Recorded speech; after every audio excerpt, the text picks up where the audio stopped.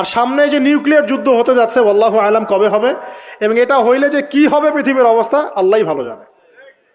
এমন nuclear weapons আছে যেটা আসমানে যদি বিস্ফোরণ ঘটানো হয় তাহলে ওই দেশের সমস্ত ইলেকট্রনিক জিনিসগুলো নষ্ট হয়ে যাবে।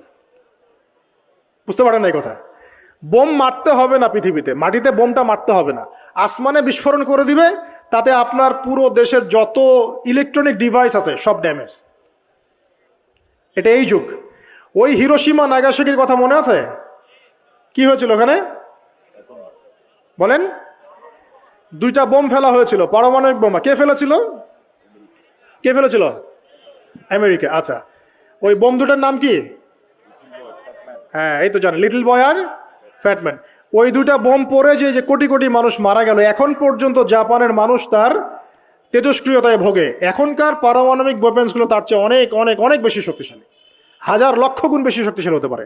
রাশিয়ার কাছে এমন সুপারসনিক মিসাইলস আছে, নিউক্লিয়ার মিসাইলস, যেগুলো শব্দের গতিবেগের চাইতেও 10 গুণ বেশি যেতে পারে। শব্দের গতিবেগ কত হার্টস বলো? এই তোমরা সায়েন্সে পড়ো নাই? তো এই শব্দের গতিবেগের চাইতেও 10 গুণ 20 গুণ বেশি যেতে পারবে কি একটা মিসাইল। মানে মিসাইল আবার আকাশ প্রতিরক্ষা ব্যবস্থা বলে একটা কথা আছে। আকাশ প্রতিরক্ষা ব্যবস্থায় ওই মিসাইলগুলোকে ডিফেন্ড করে দেওয়া যায়, ধ্বংস করে দেওয়া যায় আকাশেই। ওই প্রতিরক্ষা ব্যবস্থাও ধরতে পারবে না কত জোরে মিসাইল যাচ্ছে। এবং সেই রাশিয়াকে উস্কে দিচ্ছে এখন পশ্চিমারা, ফেলো একটা বোম, ইউক্রেনে একটা বোম ফেলো খালি। ও যদি একটা ফেলেই দেয় তখন দেখবেন পশ্চিমারা সবাই মিলে আবার যুদ্ধে নেমে যাবে, পুরো ব্যাসাকার হয়ে যেতে পারে। আল্লাহু আলাম, আল্লাহ ভালো জানেন। তবে এটা সময়ের ব্যাপার মাত্র যে বিশ্বে একটা ভয়ঙ্কর প্রলয়কারী কিছু একটা হতে যাচ্ছে। বলবো যে ভবিষ্যৎবাণী করে বেড়াচ্ছে। ভবিষ্যৎবাণী করি নাই, আপনার বর্তমান সম্পর্কে জ্ঞান নাই বলেই বর্তমানকে আপনার ভবিষ্যৎ মনে হয়। বর্তমান সম্পর্কে আপনি অজ্ঞ বলেই বর্তমানের জ্ঞানটাকে আপনার কাছে ভবিষ্যৎ মনে হচ্ছে। বর্তমান সম্পর্কে জ্ঞান অর্জন করেন, দেখবেন সঠিক বুঝতে পারবেন। বর্তমান বিশ্বের যে অবস্থা, পুরো বিশ্বের প্রায় প্রতিটা রাষ্ট্রই আসন্ন বিপদের সম্মুখীন। এগুলো দেখার জন্য এক চোখ যথেষ্ট না। শুধু কোরআন এবং সুন্নাহ প্রোটেস্ট্যান্ট ভার্সনে পড়ে গেলেই কেউ দেখতে পারবে এমন নয়। এগুলো দেখা এবং বোঝার জন্য আল্লাহর নূর দরকার। কি দরকার? আল্লাহ পাকের নূর দরকার। যার কলবের মধ্যে আল্লাহর নূর আছে তার মধ্যে হিকমা এবং বাসিরা বেশি থাকে। যার মধ্যে কোরআন সুন্নাহর জ্ঞানের পাশাপাশি সমসাময়িক বিষয়গুলোর জ্ঞান আছে, এবং এই সব জ্ঞান অর্জন করার পরে যে ব্যক্তি বিনয়ী অহংকারী নয়, এবং যে ব্যক্তি এই জ্ঞান অনুযায়ী আমল করে এবং এই জ্ঞানটাকে বর্তমান প্রেক্ষাপটের সাথে মেলানোর চেষ্টা করে, এবং সেজদায় পড়ে পড়ে আল্লাহর কাছে দোয়া করে, আল্লাহ আমাকে হেদায়েত দান করো, আল্লাহ আমাকে বাসিরা দান করো, আল্লাহ আমাকে দূরদর্শিতা দান করো, ইনশাআল্লাহু তাআলা আল্লাহ পাক তার কলবে তার নূর নাজিল করবে ইনশাআল্লাহ। আল্লাহ রাব্বুল আলামিনের নূর ছাড়া এই বিশ্বকে আপনি বুঝতে পারবেন না, চিনতে পারবেন না। তো প্রেক্ষাপট এখন এমন যেটা মিলে যাচ্ছে সরাসরি আইয়ামে জাহিলিয়াতের সাথে। এই শব্দটা শুনেছেন? আইয়ামে জাহিলিয়াত। আমরা সাধারণত বলি যে নবী সাল্লাল্লাহু আলাইহি ওয়াসাল্লামের নবুয়তের আগের যে যুগটা ছিল ওই যুগটাকে সাধারণত আইয়ামে জাহিলিয়াহ বলা হয়, মানে অন্ধকারাচ্ছন্ন যুগ বলা হয়, তাই তো? কেন বলা হয়? এটা কি ভালো প্রশ্ন না? কি কারণে ওই সমাজের মানুষগুলোকে আমরা জাহেল বলি? জাহেলকে, যে ব্যক্তি জানে না সে যেমন জাহেল, সত্য আসার পরে প্রত্যাখ্যান করে সেও তো জাহেল নাকি? এবং সত্যের অনুকূলে যে আমল করে না, সত্যকে পাশ কাটিয়ে চলে যায়, সে কি জাহেল নয়? জাহেলিয়াহ মানে কি? যারা জাহেলি কাজ করত তারা জাহেলিয়াতের মধ্যে ছিল। যারা জাহেলি মূর্খতাপূর্ণ কাজ করত তারা জাহেলিয়াতের মধ্যে ছিল। এখন এই যুগেও এসে যদি আমরা এই জ্ঞানের বিপ্লব আমরা যে বলি, এই বিশ্বেও যদি আমরা জাহেলের মতো কাজ করি, আমরাও জাহেলিয়াতের মধ্যেই আছি। কথা কি বুঝতে পারছেন? আচ্ছা, একটা প্রশ্ন করলাম, বলেন আইয়ামে জাহিলিয়াতকে কেন জাহিলি যুগ বলা হয়? বলেন। দাওয়াতের কাজ বন্ধ ছিল, একজন বলেছে, আপনি বলেন। বলেন, বর্বরতা ছিল। আর কি ছিল? মেয়ে সন্তানকে পুঁতে ফেলা হতো। আর কি ছিল? মূর্খতা। আর কি? মূর্তি পূজা করা। আচ্ছা, মাশাআল্লাহ, আপনারা পড়াশোনা করেন বুঝতে পারছি, আলহামদুলিল্লাহ। আমি দোয়া করি আল্লাহ পাক আপনাদের জ্ঞান বাড়িয়ে দিক। কেন এই যুগে জ্ঞান ছাড়া চলা যাবে না। এই যুগটা অজ্ঞ থেকে চলার যুগ নয়, জ্ঞান অর্জন করতেই হবে। আর এই জ্ঞান অর্জন শুধু এককেন্দ্রিক করলে চলবে না, আপনাকে বহুমুখী শিক্ষায় শিক্ষিত হতেই হবে। অন্যথায় আপনি ওই যে বললাম আল্লাহর নূর, যেটা দিয়ে আপনি এখন বিশ্বকে দেখবেন, এটা অর্জন করতে পারবেন না। আরেকটা কথা বলে রাখি, অনেক ডিগ্রি সার্টিফিকেট অর্জন করার পরেও যদি মনের মধ্যে হিংসা আর অহংকার আর গীবত তোহমতের সংস্কৃতি না যায়, ওই নোংরা কলবেও আল্লাহর নূর নাজিল হয় না। কথা বুঝতে পারছি না? অনেক ডিগ্রি সার্টিফিকেট অর্জন করেছেন, তো মনের মধ্য থেকে এখনো হিংসাই যায় নাই, এখনো গীবত তোহমতের সমালোচনার সংস্কৃতিই বর্জন করতে পারেন নাই, এখনো খোলা মনে সবাইকে ভাই মনে করতে পারছেন না। সংকীর্ণ মন, একটা ছোট মন নিয়ে ছোট লোকের মতো আপনি চলাফেরা করেন। এই মন নিয়ে চললে আল্লাহর নূর নাজিল হবে না। আল্লাহর নূর পেতে হলে মনটা প্রশস্ত হতে হবে, নিরহংকার পূর্ণ হতে হবে, কারো প্রতি হিংসা নাই, কারো প্রতি বিদ্বেষ নাই, কেউ আমার শত্রু না, মুসলিম ভাইরা সবাই আমার ভাই। উদার একটা যখন মন মানসিকতা থাকবে, নিরহংকার পূর্ণ মন থাকবে, জ্ঞান অনুযায়ী আমল হবে, সেজদায় কান্নাকাটি করবেন, আল্লাহ নূর চলে আসবে ইনশাআল্লাহ। আর এগুলো আসলে এখনকার সায়েন্স দিয়ে আমি ব্যাখ্যা করতে পারবো না, এগুলো আধ্যাত্মিক কথাবার্তা।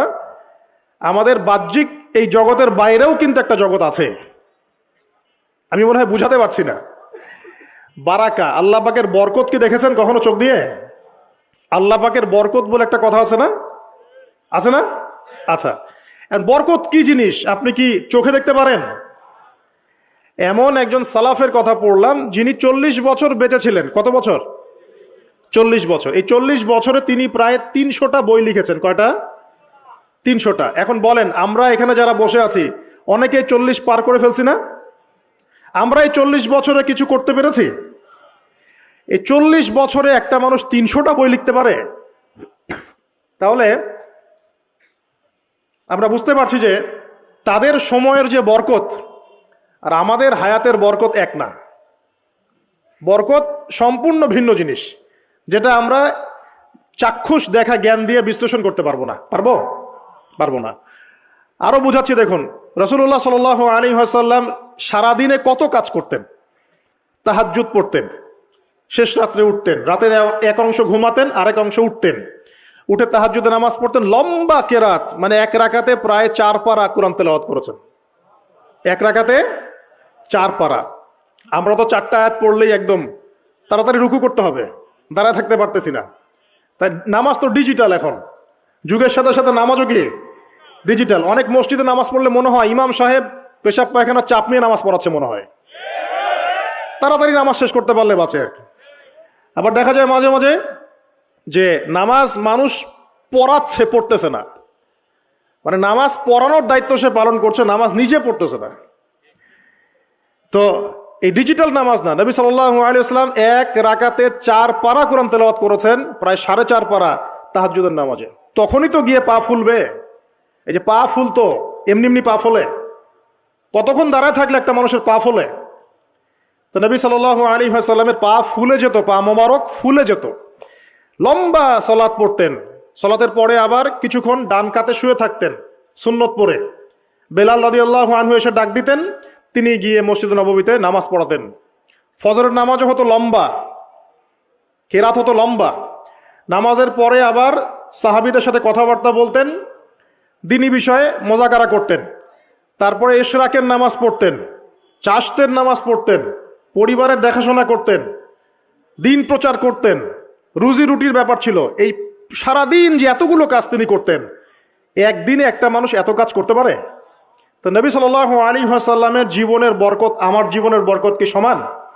তাহলে বলেন, বরকত কি আমি চাক্ষুষ জ্ঞান দিয়ে প্রমাণ করতে পারবো? এরকম অনেক বিষয় আছে ইসলামে যেটা চাক্ষুষ জ্ঞান দিয়ে প্রমাণ করা যায় না। কবরের আযাব দেখেছেন? কেউ কি প্রমাণ করতে পারবে? আপনি কি ফেরেশতাকে দেখেছেন যারা এখন এখানে ঘিরে রেখেছে জায়গাটা? এই জায়গাটা কি ফেরেশতারা ঘিরে রাখে নাই? আল্লাহ রাসূল কি সেই কথা বলেন নাই? কিন্তু আমরা কি প্রমাণ করতে পারবো এখন? আপনি চাক্ষুষ জ্ঞান দিয়ে পারবেন না। কবরের আযাব প্রমাণ করতে পারবেন না। স্বপ্ন মাঝে মাঝে দেখেন, সত্য হয় কি হয় না? মুমিনের স্বপ্ন সত্যি হবে কি হবে না? আখিরুজ্জামানে মুমিনের স্বপ্ন বেশি বেশি সত্য হবে। তো সত্য স্বপ্নের কি ব্যাখ্যা দিবেন? কোনো ব্যাখ্যা নাই। আপনি কি জান্নাত জাহান্নাম দেখেছেন? দেখেন নাই। মিজান পুলসিরাত দেখেছেন? রূহ, আপনার শরীরে একটা রূহ আছে, আত্মা, এটা কি দেখেছেন? এখন এই যে বিষয়গুলো দেখা যায় না, আধ্যাত্মিকত্ব, বারাকা, আল্লাহর নূর, কবরের আযাব, পরকাল, ফেরেশতা, জিনজাতি, তো এগুলোকে আমরা তো বাহ্যিক জ্ঞান দিয়ে ব্যাখ্যা করতে পারবো না, পারবো? তাই বলে কি এগুলোর অস্তিত্ব নাই? বলেন, এগুলোর অস্তিত্ব আছে কি নাই? যদি এগুলোর অস্তিত্ব কেউ বিজ্ঞান দিয়ে প্রমাণ করতে চায় পারবে? যুক্তি দিয়ে প্রমাণ করতে চাইলে পারবে? কোনো দর্শন দিয়ে প্রমাণ করতে চাইলে পারবে? পারবে না। তাহলে এখানে একটা বিষয় হচ্ছে, আল্লাহর পক্ষ থেকে যা নাজিল হয়েছে চোখ বন্ধ করে বিশ্বাস করতে হবে।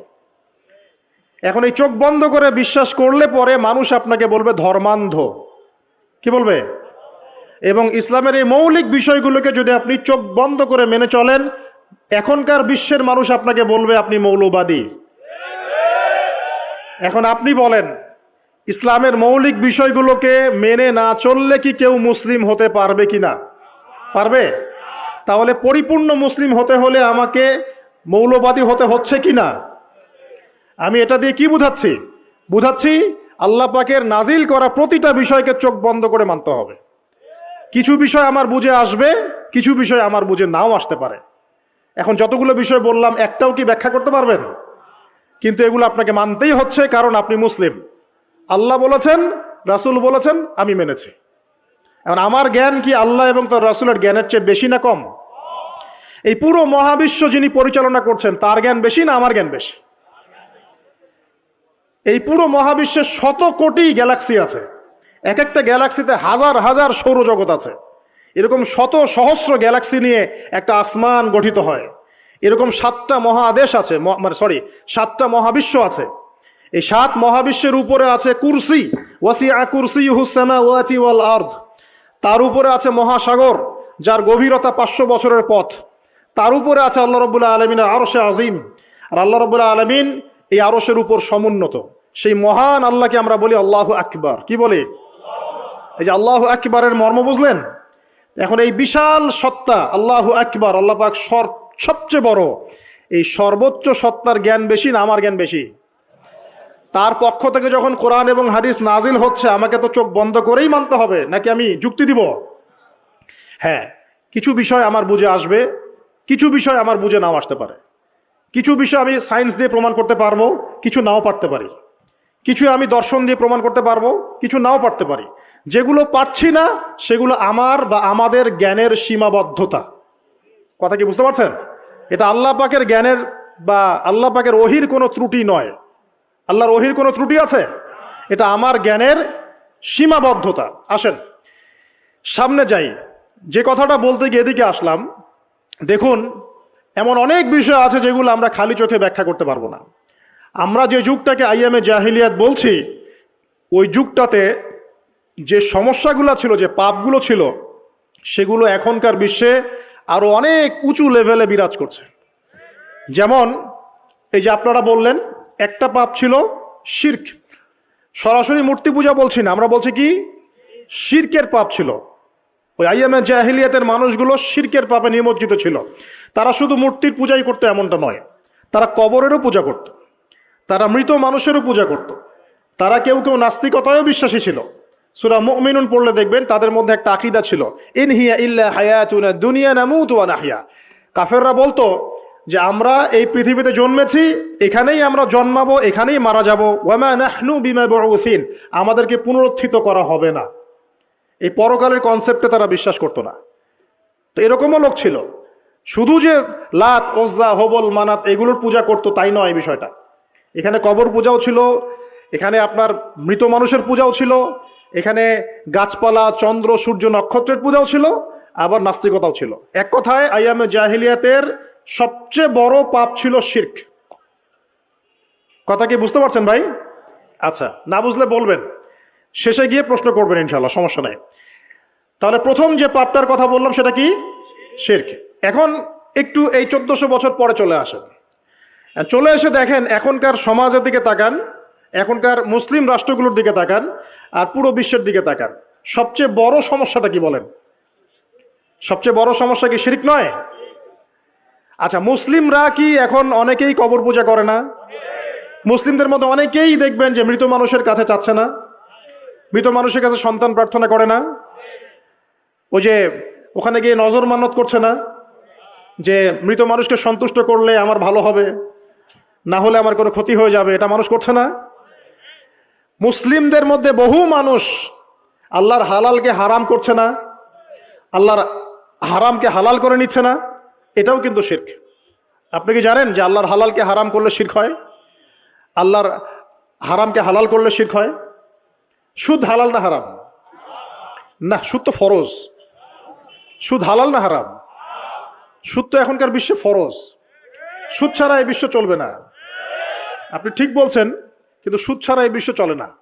যে কোনো কিছু করতে গেলে সুদ লাগবে। তো এখন যে সবাই এটাকে হালাল করে নিচ্ছে, এটা কি হচ্ছে? আল্লাহর হারামকে মানুষ হালাল করছে না। আচ্ছা বলেন, মদ হারাম না হালাল? বলেন। মদ তো ওয়াজিব নাকি? কয়টা ছেলে আছে স্মোক করে না? বলেন, কয়টা ছেলে দেখাতে পারবেন যারা স্মোক করে না? এখানে কারা কারা স্মোক করেন না? মাশাআল্লাহ, আলহামদুলিল্লাহ, মাশাআল্লাহ। হাত নামান, হাত নামান, হাত নামান। আল্লাহ পাক আপনাদের রক্তে এবং মাংসে বরকত দান করুন, দোয়া করি।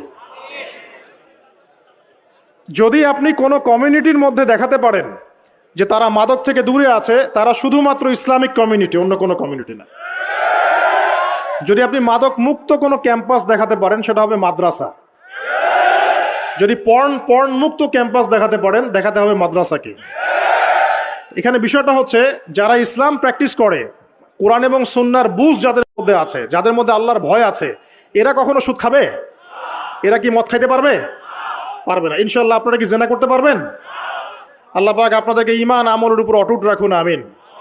যে কথাটা বলছি, কেউ যদি আল্লাহর হালালকে হারাম করে নেয় আর কেউ যদি আল্লাহর হারামকে হালাল করে ফেলে, এটাকে কিন্তু শিরক বলা হয়। এই বিশ্বে কি এই সমস্যা নাই? বুঝেন না, এই সমস্যা আছে কি নাই? আছে। সামনে আগান। এই বিশ্বের শিক্ষা ক্ষেত্রগুলো দেখবেন, এই শিক্ষা ক্ষেত্রগুলোর মধ্যে নাস্তিকতার শিক্ষা বাড়ছে না কমছে? বাড়ছে। এই বিশ্বের অর্থনীতি দেখবেন, অর্থনীতির মধ্যে শিরক বাড়ছে না কমছে? এখানে আপনাকে সুদ নিতে হচ্ছে, এখানে আপনাকে আল্লাহর নাজিলকৃত ইকোনমি বাদ দিয়ে পশ্চিমাদের নাজিলকৃত ইকোনমি বহন করতে হচ্ছে। এটাও এক প্রকার কুফরি। আরও সমস্যা আছে। এই বিশ্বের ওয়ার্ল্ড অ্যাফেয়ার্সের দিকে তাকাবেন, দেখবেন বিশ্বের কয়টা জায়গা আপনি আমাকে দেখাতে পারবেন যেখানে মুসলিমদের মধ্যেও আল্লাহ রাব্বুল আলামিনের নাজিলকৃত বিধান দিয়ে বিচার ফয়সালা হচ্ছে? কয়টা দেখাতে পারবেন? তো যেখানে আছে খুব স্বল্প পরিসরে। পুরো বিশ্বের অবস্থা আজকে এমন। পর্নোগ্রাফি হালাল না হারাম? পশ্চিমা সংস্কৃতির মধ্য দিয়ে এটা সারা বিশ্বে ছড়িয়ে দেওয়া হয়েছে। মানুষ এখন এটাকে available part of our life এটা মনে করছে আর কি, common part of our life. পর্দা হালাল না হারাম? বলেন, পর্দা না করাটা হারাম না হালাল? আচ্ছা, এখন দেখেন, মিডিয়া বলেন, প্রিন্ট মিডিয়া বলেন, ইলেকট্রনিক মিডিয়া বলেন, বিভিন্ন প্রযুক্তিগত উন্নয়নের মধ্য দিয়ে নগ্নতাকে প্রমোট করা হচ্ছে কি হচ্ছে না? বলেন, হচ্ছে কি হচ্ছে না? এখন কি কাপড় খোলার দিকে মানুষ বেশি আগ্রহী না পরার দিকে? দেখবেন ইসলামের বুঝ যাদের মধ্যে নাই, এরা কাপড় খুলতে চাচ্ছে এখন। আর আমি আপনাদেরকে বলি, আগের লেকচারগুলোতেও বলেছি, এই পুরো মহাবিশ্বে আমাদের বাবা আর মা আদম এবং হাওয়া আলাইহিস সালাম, তাদের গা থেকে পোশাকটা খুলে ফেলেছিল কে জানেন? কে? ইবলিস। যখনই তারা গাছের কাছে গেলেন, তখন কি হলো? ফালাম্মা যাকা আশ-শাজারা বাদাত লাহুমা সাওআতিহিমা। যখনই তারা গাছের কাছে গেলেন, তাদের কাপড় খুলে পড়ে গেল। তাহলে পুরো মহাবিশ্বে আমাদের পিতামাতাকে নগ্ন করে দিয়েছে কে? ইবলিস, শয়তান। তাহলে এখন পৃথিবীতে যারা মুসলিমদেরকে বা অমুসলিমদেরকে, পুরো মানবতাকে যারা নগ্ন করতে চাচ্ছে, এরা কার এজেন্ট? এরা কার এজেন্টটা বাস্তবায়ন করছে? এটা কি বুঝতে বাকি থাকে? আমি কথাগুলো বানিয়ে বলি নাই। সূরা আরাফ পড়েন, দেখবেন সব লেখা আছে। আসেন, এক কথায় বলতে চাচ্ছি, ওই সময়কার যে শিরকটা শুধুমাত্র মক্কায় সীমাবদ্ধ ছিল, এখনকার শিরকটা গ্লোবালাইজেশন হয়েছে আর কি। পুরো দেশে দেশে দেশে শিরক ছড়িয়ে পড়েছে আর কি। আসেন, ওই সময় আরেকটা বড় পাপ ছিল, যেটা এই যে এক ভাই বলল, সেটা হলো রিবা। রিবা রিবা মানে কি? সুদ। রিবা মানে সুদ, জানেন তো? আর সুদ তো ফরজ নাকি ভাই? আচ্ছা, এমন কোন গ্রাম নাই বাংলাদেশে যেখানে সুদ নাই, আর বিশ্বের এমন কোন দেশ নাই যেখানে সুদ নাই। আর এই যুগের কথাই নবী সাল্লাল্লাহু আলাইহি ওয়াসাল্লাম হয়তো বা বলেছিলেন, আল্লাহু আ'লাম, আল্লাহ ভালো জানেন, যে এমন একটা যুগ আসবে যে যুগে ম্যাক্সিমামই সুদখোর হবে। যে ব্যক্তি সুদের ছিটাফোঁটা মানে সুদের পাপ থেকে বেঁচে থাকতে চাইবে, ওর গায়েও গিয়ে সুদের ছিটাফোঁটা গিয়ে লাগবে। এটা সেই যুগ না? আপনি বুঝতে পারছেন না হয়তো, এটা সেই যুগ। আপনি মনে করছেন দাড়ি টুপি পাগড়ি জুব্বা মাশাআল্লাহ সব লাগাই দিছি, হ্যাঁ, বাইরে একটা সাইনবোর্ড আছে, আমি মৌলবী আল্লামা, আমি একজন দায়ী বক্তা, কিন্তু সুদের যে ওই ছিটাফোঁটা, এটা আপনার কাছে আমার কাছেও আছে। হয়তো আপনি বুঝতে পারছেন না। কখন বুঝবেন? যখন ইসলামিক অর্থনীতির বইগুলো পড়তে পারবেন। আর শুধু ইসলামিক অর্থনীতির বই যথেষ্ট না, এর পাশাপাশি আমাদের দরকার এই প্রচলিত যে IMF ইন্টারন্যাশনাল মনিটরি সিস্টেম, এর নীতিগুলো জানা। তখন কি আপনি বুঝবেন ওয়ার্ল্ড ব্যাংক কী জিনিস, IMF কী জিনিস, ঠিক আছে? তখন বুঝবেন যে পেট্রো ডলার কী জিনিস, তখন বুঝবেন যে হার্ড কারেন্সি সফট কারেন্সি কী জিনিস। এখন বুঝবেন না। আর যেহেতু বুঝবেন না, অতএব আমি এগুলো বলেও লাভ নাই। যেহেতু আপনি বুঝবেন না, আমি যদি এখন এসব নিয়ে কথা বলি, আপনার কাছে মনে হবে এসব কি উল্টাপাল্টা কথা কইতাছে। ঠিক আছে? তো যাই হোক, আগে আল্লাহর ওয়াস্তে ইসলামিক ইকোনমিক্স পড়েন এবং ইন্টারন্যাশনাল মনিটরি সিস্টেম সম্পর্কে পড়েন। তো যাই হোক, পড়াশোনা করেন। আমি একজন স্কলারের নাম বলে দেই, এক লেকচারে তো সব বলে দেওয়া সম্ভব না। সম্ভব? আমি রাস্তা দেখাচ্ছি আপনাদেরকে। আপনারা আল্লামা তকি উসমানীর বইগুলো পড়েন, নাম শুনেছেন? আচ্ছা, নাকি এখন বলবেন যে উনি তো হানাফি মাযহাবের, আমি তো আহলে হাদিস পড়বো না, এটা বলবেন নাকি? আল্লামা তকি উসমানী এই বিশ্বের সবচেয়ে বড় আলেমদের একজন। আল্লামা তকি উসমানী এই বিশ্বের সবচেয়ে রিনাউন্ড আলেমদের একজন। তার ইসলামিক অর্থনীতির যে পুরো সিরিজ আছে, আল্লাহর ওয়াস্তে বাসায় কিনে একবার পড়ে দেখেন অর্থনীতি কি জিনিস, আপনি কিসের উপর দাঁড়িয়ে আছে। পড়া যাবে না ইনশাল্লাহ? আপনি তাকে ভালো যদি নাও বাসেন, তাও পড়ে দেখেন। মনে করেন আপনি একটা কমিউনিটির মধ্যে আছেন, বা একটা সংগঠনে আছেন, বা একটা ঘরানার মধ্যে আছেন, তাহলে কি অন্য ঘরানার বইপত্র পড়া যাবে না? হারাম হারাম হয়ে গেছে নাকি? এই যে সংকীর্ণ মানসিকতা থাকলে ভাই হেদায়েত পাওয়া যাবে না। আর আপনি যে মনে করছেন আমি একদম হকের উপর আছি, আপনি সঠিক পথে আছেন ঠিকই, তবে এটা সঠিক ভুল পথ। কথা বুঝতে পারছেন না? আপনি মনে করছেন যে আমি একদম চূড়ান্ত সঠিক বিষয়ের উপর আছি। হ্যাঁ, আপনি সঠিক বিষয়ের উপর আছেন ঠিকই, বাট আপনি সহি একটা ভুল পথে আছেন। এটা বুঝবেন পরে, যখন জ্ঞানের পরিধি বাড়তে থাকবে, তখন বুঝবেন যে সহি পথ কোনটা, সহি ভুল পথ কোনটা। মুসলিমদের মধ্যে ফাটল সৃষ্টি করে জান্নাতে যাওয়া যায় না? যায়? পুরো মুসলিমরা একটা উম্মাহ, এবং যারাই মুসলিম উম্মার মধ্যে ফাটল সৃষ্টি করতে চায়, এরা উম্মার বন্ধু নয়, শত্রু। মুসলিম উম্মার মধ্যে কোনো ফাটল সৃষ্টি করবেন না। সবার মাঝখানেই হৃদ্যতা, ভালোবাসার বন্ধন থাকবে। যদি বিভিন্ন ধর্মের মানুষ একসাথে বসবাস করতে পারে একটা দেশে, তাহলে বিভিন্ন তরিকা এবং মাযহাবের মানুষও একসাথে থাকতে পারবে একটা দেশে ইনশাআল্লাহ। আমরা আমাদের মাঝে ইখতিলাফি বিষয় থাকতে পারে, কিন্তু দিন শেষে আমরা সবাই মুসলিম ইনশাআল্লাহ। দিন শেষে ইসলামের জন্য দাঁড়াতে হলে দল মত মাযহাব তরিকা নির্বিশেষে সবাই একসাথে দাঁড়াবে ইনশাআল্লাহ। আল্লাহ পাক আমাদের হৃদয়টাকে প্রশস্ত করুন, আমিন। জাহেলিয়াতে 2 নম্বর সমস্যা ছিল রিবা। এই রিবা সম্পর্কে আগে বলি যে এখন আল্লাহ পাক কি বলেছেন। আল্লাহ পাক বলছেন যে ইয়ামহাকুল্লাহু রিবা ওয়া ইউরবিস সাদাকাত। আপনি যদি দান সদকা করেন, যাকাত দেন, যাকাত ভিত্তিক অর্থনীতি চালু করেন, আল্লাহ পাক আপনার সম্পদকে বাড়িয়ে দিবেন ইনশাআল্লাহ। আর আপনি যদি রিবার মধ্যে যান, আল্লাহর বক্তব্য হচ্ছে, এটা আমার কথা না, আল্লাহ পাক বলছেন আপনার সম্পদ সংকুচিত হয়ে আসবে। এখন আপনার ডিসিশন, আপনি কি করতে চান করতে পারেন, আমাদের কিচ্ছু বলার নাই। লাকুম দীনুকুম ওয়ালিয়া দিন, আপনার বুঝ আপনার, আপনার দিন আপনার, আমার দিন আমার। আল্লাহ বলছেন ফাযাক্কির ইন্নামা আনতা মুযাক্কির, উপদেশ দাও তুমি, তুমি উপদেশ দাতা। লাস্তা আলাইহিম বিমুসাইতির, কারো প্রতি তুমি দারোগা নও। আল্লাহ বলছেন আপনি সুদে থাকলে সম্পদ সংকুচিত হবে, যদি ছেড়ে দেন, যাকাত দেন, ব্যবসা ভিত্তিক ইকোনমি চালান, আপনার সম্পদ বাড়বে ইনশাআল্লাহ। কি করবেন, ডিসিশন কার? আপনার। আল্লাহ পাক বলছেন ইয়া আইয়ুহাল্লাযীনা আমানু, হে মুমিনগণ, ইত্তাকুল্লাহ। শোনেন ভাই, আল্লাহ বলছেন ইত্তাকুল্লাহ, তোমরা আল্লাহকে ভয় করো। ওয়া যারু মা বাকিয়া মিনার রিবা, সুদের অবশিষ্ট সব অংশ ছেড়ে দাও। সুদের অবশিষ্ট সব টাকা ছেড়ে দাও। ওয়া ইল্লা ইন কুনতুম মুমিনিন, যদি প্রকৃতপক্ষেই তোমরা মুমিন হয়ে থাকো তাহলে ছেড়ে দাও। ওয়া ইল্লাম তাফআলু, যদি তোমরা না করো। কে বলছেন?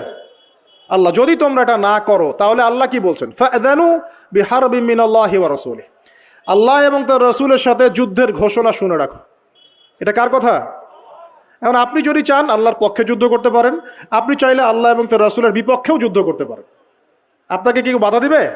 দিবে না। ডিসিশন কার? ডিসিশন আপনার।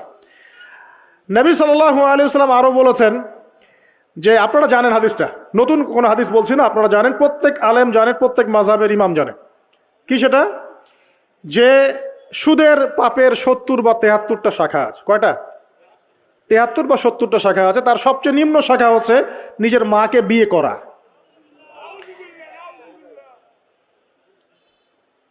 দেখলেন আমাদের অন্তরে কি কথাটা আঘাত করলো? আপনি কি আপনার মায়ের সাথে, নাউযুবিল্লাহ, আপনি কি আপনার মাকে বিয়ে করতে পারবেন? এটা কি কোনো ব্যক্তির পক্ষে সম্ভব? কিন্তু নবী সাল্লাল্লাহু আলাইহি ওয়াসাল্লাম বলছেন ৭৩ শাখার সবচেয়ে নিম্ন শাখা হচ্ছে সেই ব্যক্তি যেন তার মাকে বিয়ে করলো। আর সর্বোচ্চ শাখা কি? ওই যে আল্লাহ এবং তার রাসূলের সাথে কি করা? যুদ্ধ করা। আরেকটা হাদিস আছে, নবী সাল্লাল্লাহু আলাইহি ওয়াসাল্লাম বলেছেন যে 4 শ্রেণীর মানুষ আছে, এদেরকে আমি সমানভাবে অভিশাপ দিলাম। কয় শ্রেণী? 4 শ্রেণী। জাস্ট শুনে রাখেন হাদিসগুলা। আমি জানি এই বিশ্বে আপনি এই হাদিসগুলোর উপর ইমপ্লিমেন্টেশনে যেতে পারবেন না, এটা আমি বুঝি, কিন্তু আকীদা ঠিক থাকতে কি কোনো সমস্যা আছে? একটা মানুষ পাপ করে, জেনে করে যে হ্যাঁ আমি জানি এই কাজটা খারাপ, ঠিক আছে। আরেকটা মানুষ মনে করে না এটা করলেও হয়, না করলেও হয়, কোনো সমস্যা নাই। আরেকটা মানুষ মনে করে যে না আমি একটা ডাহা পাপ করছি, এটা থেকে বেঁচে থাকা আমার উচিত ছিল কিন্তু আমি পারছি না। আর একজন পাপ করছে যে আমি মানি না এসব বিধান টিধান, যা ভালো মনে হবে দুনিয়ার জন্য করব। এরা কি সবাই সমান? একজন মানুষ যে জানে যে এটা খারাপ কাজ কিন্তু বাধ্য হয়ে সে করতে হচ্ছে, সে ব্যক্তি তো ওর চেয়ে কিছুটা হলেও উত্তম নাকি যে ব্যক্তি দেধারসে পাপ করছে? আচ্ছা, ওই যে এক ছেলে বলেছিল আমাদেরকে মেসেজ করে যে আমি একটা মেয়েকে খুব ভালোবাসি হুজুর, তাকে বিয়ে করতে চাই, এখন ওই মেয়ের বাসার লোকজন রাজি হচ্ছে না। তো এই ছেলের মধ্যে হারাম অ্যাফেয়ার্সে আছে ঠিকই, কিন্তু সে তাকে বিয়ে করতে চায়, ওটা হালাল করতে চায়। আর এক ছেলে মেসেজ করছে, সে বলছে যে আমি এরকম জেনায় লিপ্ত ছিলাম, এখন আমি কি করব? আমি কি ওগুলো ছেড়ে দিয়ে ফিরে আসব, নাকি আমি ওই মেয়ের সাথেই জেনা অব্যাহত রাখবো? কি এই দুই ব্যক্তি কি সমান? সমান না। এটাই বোঝাচ্ছি আপনাদেরকে। দেখুন 4 শ্রেণী মানুষের কথা নবীজি বলেছেন। এক শ্রেণী হচ্ছে সেই ব্যক্তি যে নিজে সুদ খায়। কারা কারা খাই? এবার হাত উঠান, কারা কারা খান? আলহামদুলিল্লাহ। দ্বিতীয় শ্রেণী যারা খায় না কিন্তু মানুষকে দেয়। এবার দেন কারা কারা? আচ্ছা। 3 নাম্বার, খায়ও না দেয়ও না, খায়ও না দেয়ও না, সাক্ষী থাকে। সাক্ষী আছেন কারা কারা? সাক্ষী অনেক জনে আছে। আচ্ছা, মাশাআল্লাহ, লা ইলাহা ইল্লাল্লাহ। 4 নাম্বার, খায়ও না দেয়ও না, সাক্ষীও থাকে না, লিখে রাখে। এবার লেখেন কারা কারা? এইবার তো মুশকিল। এখানে তো অনেক বিসিএস ক্যাডার আছেন মনে হয়, এবং অনেক এমন এমন সেকশনে জব করছেন যেখানে লিখতে হচ্ছে নাকি। তো এই 4 শ্রেণীর মানুষকে নবী সাল্লাল্লাহু আলাইহি ওয়াসাল্লাম কি করেছেন ভাই, আমি শুনাই আপনাকে খালি। আল্লাহ নবী বলেছেন যে আমি 4 শ্রেণীর মানুষকে সমানভাবে অভিশাপ দিয়ে গেলাম, এতটুকু বলেছেন। এখন আপনি যদি মনে করেন যে নবী সাল্লাল্লাহু আলাইহি ওয়াসাল্লামের অভিশাপ কাঁধে নিয়ে আমার আমলগুলো কবুল হচ্ছে, বা আমি কবরের অ্যান্সার দিতে পারবো, প্রশ্নোত্তর, আমি এই মিজানের দাড়ি পাল্লা, আমার নেকির পাল্লা ভারী হবে, বা আমি রাসূল সাল্লাল্লাহু আলাইহি ওয়াসাল্লামের সুপারিশ পাবো, হ্যাঁ, বা আমি রাসূলের সাথে জান্নাতে থাকতে পারবো, আমি বলবো এই চিন্তাটা হবে একটা অলিক প্রসূত কল্পনা, আর কিছু না। এখন তওবা করেন আমার সাথে, বলেন আজকে থেকে কোনো রকমের সুদি কারবারে থাকবো না। তওবা করেন, বলেন আস্তাগফিরুল্লাহ আল্লাযী লা ইলাহা ইল্লা হুয়াল হাইয়ুল কাইয়্যুম ওয়া আতুবু ইলাইহি। তওবা করলেন তো? ভ্যান চালায় খাবেন, রিক্সা চালায় খাবেন, কৃষিকাজ করে খাবেন, ব্যবসা করে খাবেন, ছোট্ট একটা মুদির দোকান করে খাবেন, যদি কিচ্ছু করতে না পারেন রাস্তায় মুচিগিরি করে হলে খাবেন, সেলুনে বারবার হয়ে খাবেন, তারপরে সুদের দিকে যাবেন ইনশাআল্লাহ। পারবেন? আপনার রিজিক কি আপনার হাতে না আল্লাহর হাতে? না, আমাদের রিজিক তো আমাদের হাতে। যে ব্যক্তি মনে করে রিজিক আল্লাহর হাতে, সে কি কখনো ঘুষ নিতে পারে? সে অন্যের সম্পদ আত্মসাৎ করতে পারে? সে অন্যের জমি সিজ করতে পারে? সে দুর্নীতি করতে পারে? সে সুদ খাইতে পারে? কেন খায়? কারণ সে মনে করে রিজিকের মালিক সে নিজেই। এগুলো করলে তার সম্পদ বাড়বে, না করলে সম্পদ বাড়বে না। এই কারণেই তো সে কাজগুলো করে। আর আমি খুব ভালোই বুঝি, অ্যাটলিস্ট আমি খুব ভালোই বুঝি যে এই কাজগুলো ব্যক্তিরা কেন করে। উত্তর শুনবেন? উত্তর হচ্ছে পরিবারের জন্য। কার জন্যে? পরিবারের জন্য। মা, বৃদ্ধ মা আছে দেখতে হবে, 2 বাবা আছে দেখতে হবে, স্ত্রী আছে। আর স্ত্রী মাশাআল্লাহ একদম ফ্যামিনিস্ট, তার চাহিদা পূরণ করতে তার হিমশিম খেতে হয়। হ্যাঁ, একটা শাড়ি নেবে 20,000, ঠিক আছে? তো স্ত্রীর চাহিদা অনেক, গহনা গাড়ির অনেক চাহিদা। আর না দিলে তো আবার সমস্যা, বাসায় গেলে তো মানসিক টর্চার সেলে রেখে দিবে। এখনকার বেশিরভাগ পুরুষই কিন্তু নির্যাতনের শিকার। এখনকার বেশিরভাগ পুরুষ কিন্তু নির্যাতনের শিকার। ম্যাক্সিমাম বাসায় গিয়ে দেখবেন টর্চার, এক একটা রিমান্ডের সেলের মতো, বুঝছেন? এবং এটা 7 দিন 5 দিন 7 দিনের রিমান্ড না, এটা লাইফ টাইম রিমান্ড, মানে পুরো জীবন ধরে রিমান্ড চলবে আর কি। তো এই যে সমস্যা, তা কার কার জন্য করি? পরিবার, সন্তান, পিতা মাতা, আত্মীয় স্বজন, এগুলোর জন্য। কিন্তু একটা কথা শোনেন আমার, আমরা যখন মারা যাব না, আমরা মারা গেলে পরে 40 দিন তারা আমাদেরকে মনে রাখবে কিনা সন্দেহ আছে। বিশ্বাস করছেন না? এই যে আমাদের অনেক আত্মীয় স্বজন মারা গেছে না, বছরে একটা বারও কি কবরস্থানে কেউ গিয়েছে? বা হয়তো যায়, মৃত্যুবার্ষিকী ওই দিন যায়, তাই না? দেখেন আমরা কিন্তু আস্তে আস্তে ভুলে গিয়েছি তাদেরকে, আমরা ব্যস্ত হয়ে গেছি। ঠিক একইভাবে তারাও আমাদেরকে ভুলে যাবে। এই জন্যে আমি বারবার আপনাদেরকে মনে করে একটা কথা, আমার জীবন থেকে উপলব্ধি করি একটা কথা, যে একমাত্র আল্লাহ ছাড়া এই পৃথিবীতে এবং পরকালে আমাদের আপন বলে কেউ নাই। বাকি সবাই সবার স্বার্থের জন্য আছে। মানুষের অবস্থানকেই মূল্যায়ন করে, মানুষের অবস্থানকেই মূল্যায়ন করে। আল্লাহ রাব্বুল আলামিন আপনার ভিতরটাকে ভালোবাসেন। দেখেন, আপনি যখন নামাজ পড়েন নাই, আল্লাহ পাক কিন্তু আপনাকে ধ্বংস করে দেন নাই। আল্লাহ পরম করুণাময় আপনাকে হেদায়েত দিয়ে নামাজি বানিয়ে দিয়েছেন। জীবনে অনেক পাপ করেছেন, ইনস্ট্যান্ট আল্লাহ পাক শাস্তি দিতে পারতেন, আল্লাহ পাক দেন নাই। আল্লাহ আপনাকে ভালোবাসেন, আল্লাহ আমাকে ভালোবাসেন। আল্লাহ পাকের এই ভালোবাসার ঋণটা শোধ করার জন্য হলেও নামাজি হয়ে যান, আল্লাহর পথে ফিরে আসেন, দিনের জন্য কিছু করেন, দিনের ফিকির করেন, পড়াশোনা করেন। প্রিয় ভাইরা, আল্লাহ পাক তৌফিক দান করুন।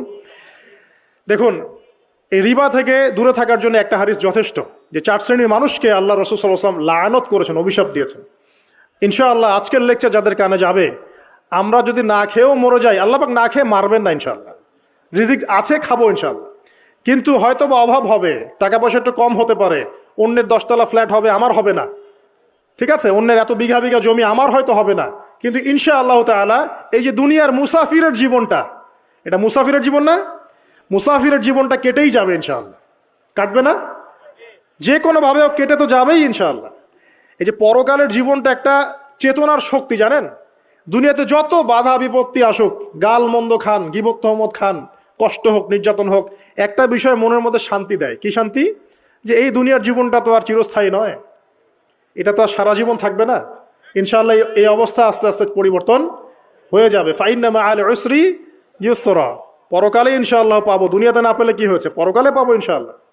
যুবক ভাই, এসব জেনা ছেড়ে দেন, আল্লাহ রাব্বুল আলামিন আপনার জন্য হুর রেখেছেন জান্নাত, ইনশাআল্লাহ পাবেন ইনশাআল্লাহ।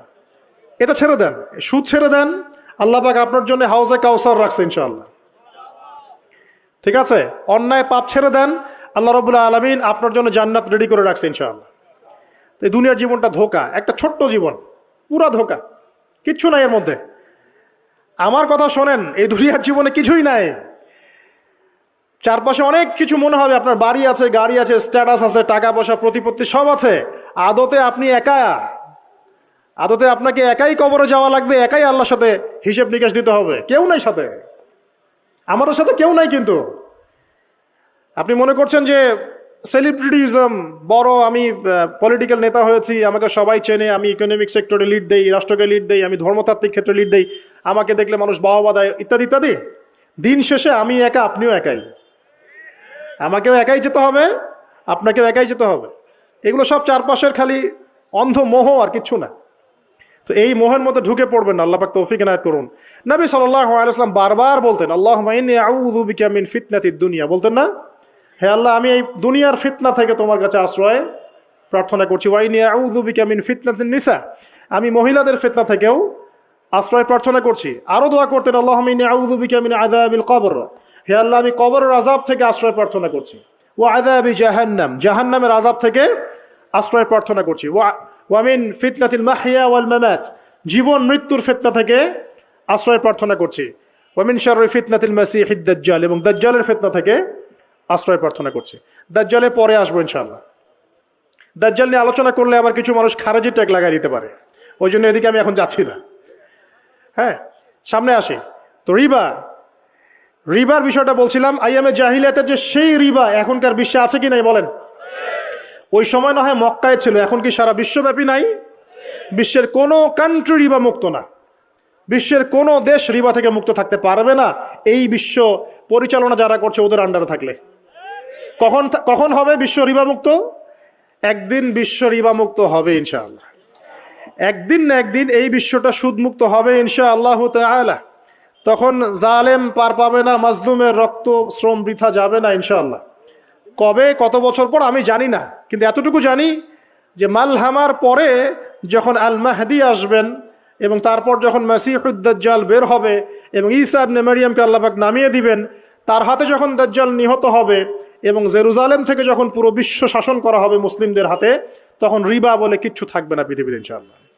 তার আগ পর্যন্ত এই অবস্থা সলভ হবে কিনা আমরা জানি না, হতেও পারে নাও হতে পারে, তবে ওই সময় যে হবে নিশ্চিত ইনশাআল্লাহ। আসুন, আইয়ামে জাহিলিয়াতের আরেকটা বড় পাপ ছিল, যে এক ভাই বলেছেন, সেটা হচ্ছে নারীর অবমাননা। কে বলেছে এই কথাটা? সামনে একজন। হ্যাঁ, আইয়ামে জাহিলিয়াতের অন্যতম একটা সেরা পাপ ছিল কি? নারীর অবমাননা। এটা নিয়ে কি বলতে হবে? এখন ধর্মের মধ্যেও আমরা নারীদেরকে অবমাননা করছি।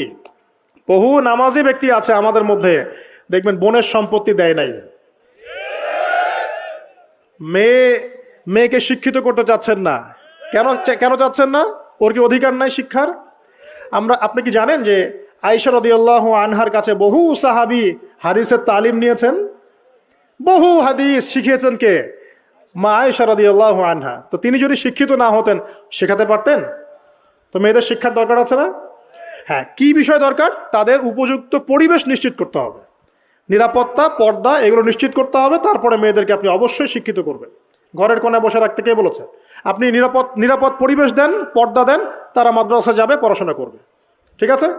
আল্লাহ পাক আমাদের মা বোনদেরকে শিক্ষিত করার তৌফিক দান করুন, আমিন। ভালো ভালো কোয়ালিটি সম্পন্ন মহিলা মাদ্রাসা গড়ে তোলেন।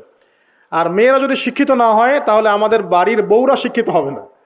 আর বউ শিক্ষিত না হলে আপনি একা শিক্ষিত হয়ে লাভ নাই। তখন ওই যে বললাম টর্চার সেল, ওই টর্চার সেলে ঢুকতে হবে আর কি। কথা বুঝতে পারছেন না? আগে বিয়ে শাদী করেন, বুঝবেন ইনশাআল্লাহ। আর যারা করেছেন তারা অলরেডি হাসছে যে মিটমিট করে দেয়। ঠিক আছে? আচ্ছা, সামনে আসেন। দেখেন মেয়েদের অবমাননা কিভাবে দেখাবো।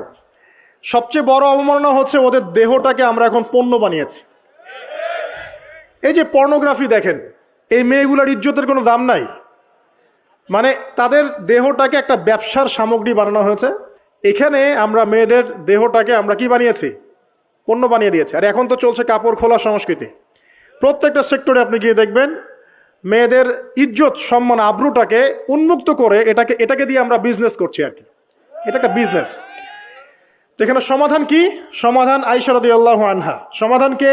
সমাধান ফাতিমা রাদিয়াল্লাহু আনহা। সমাধান কে?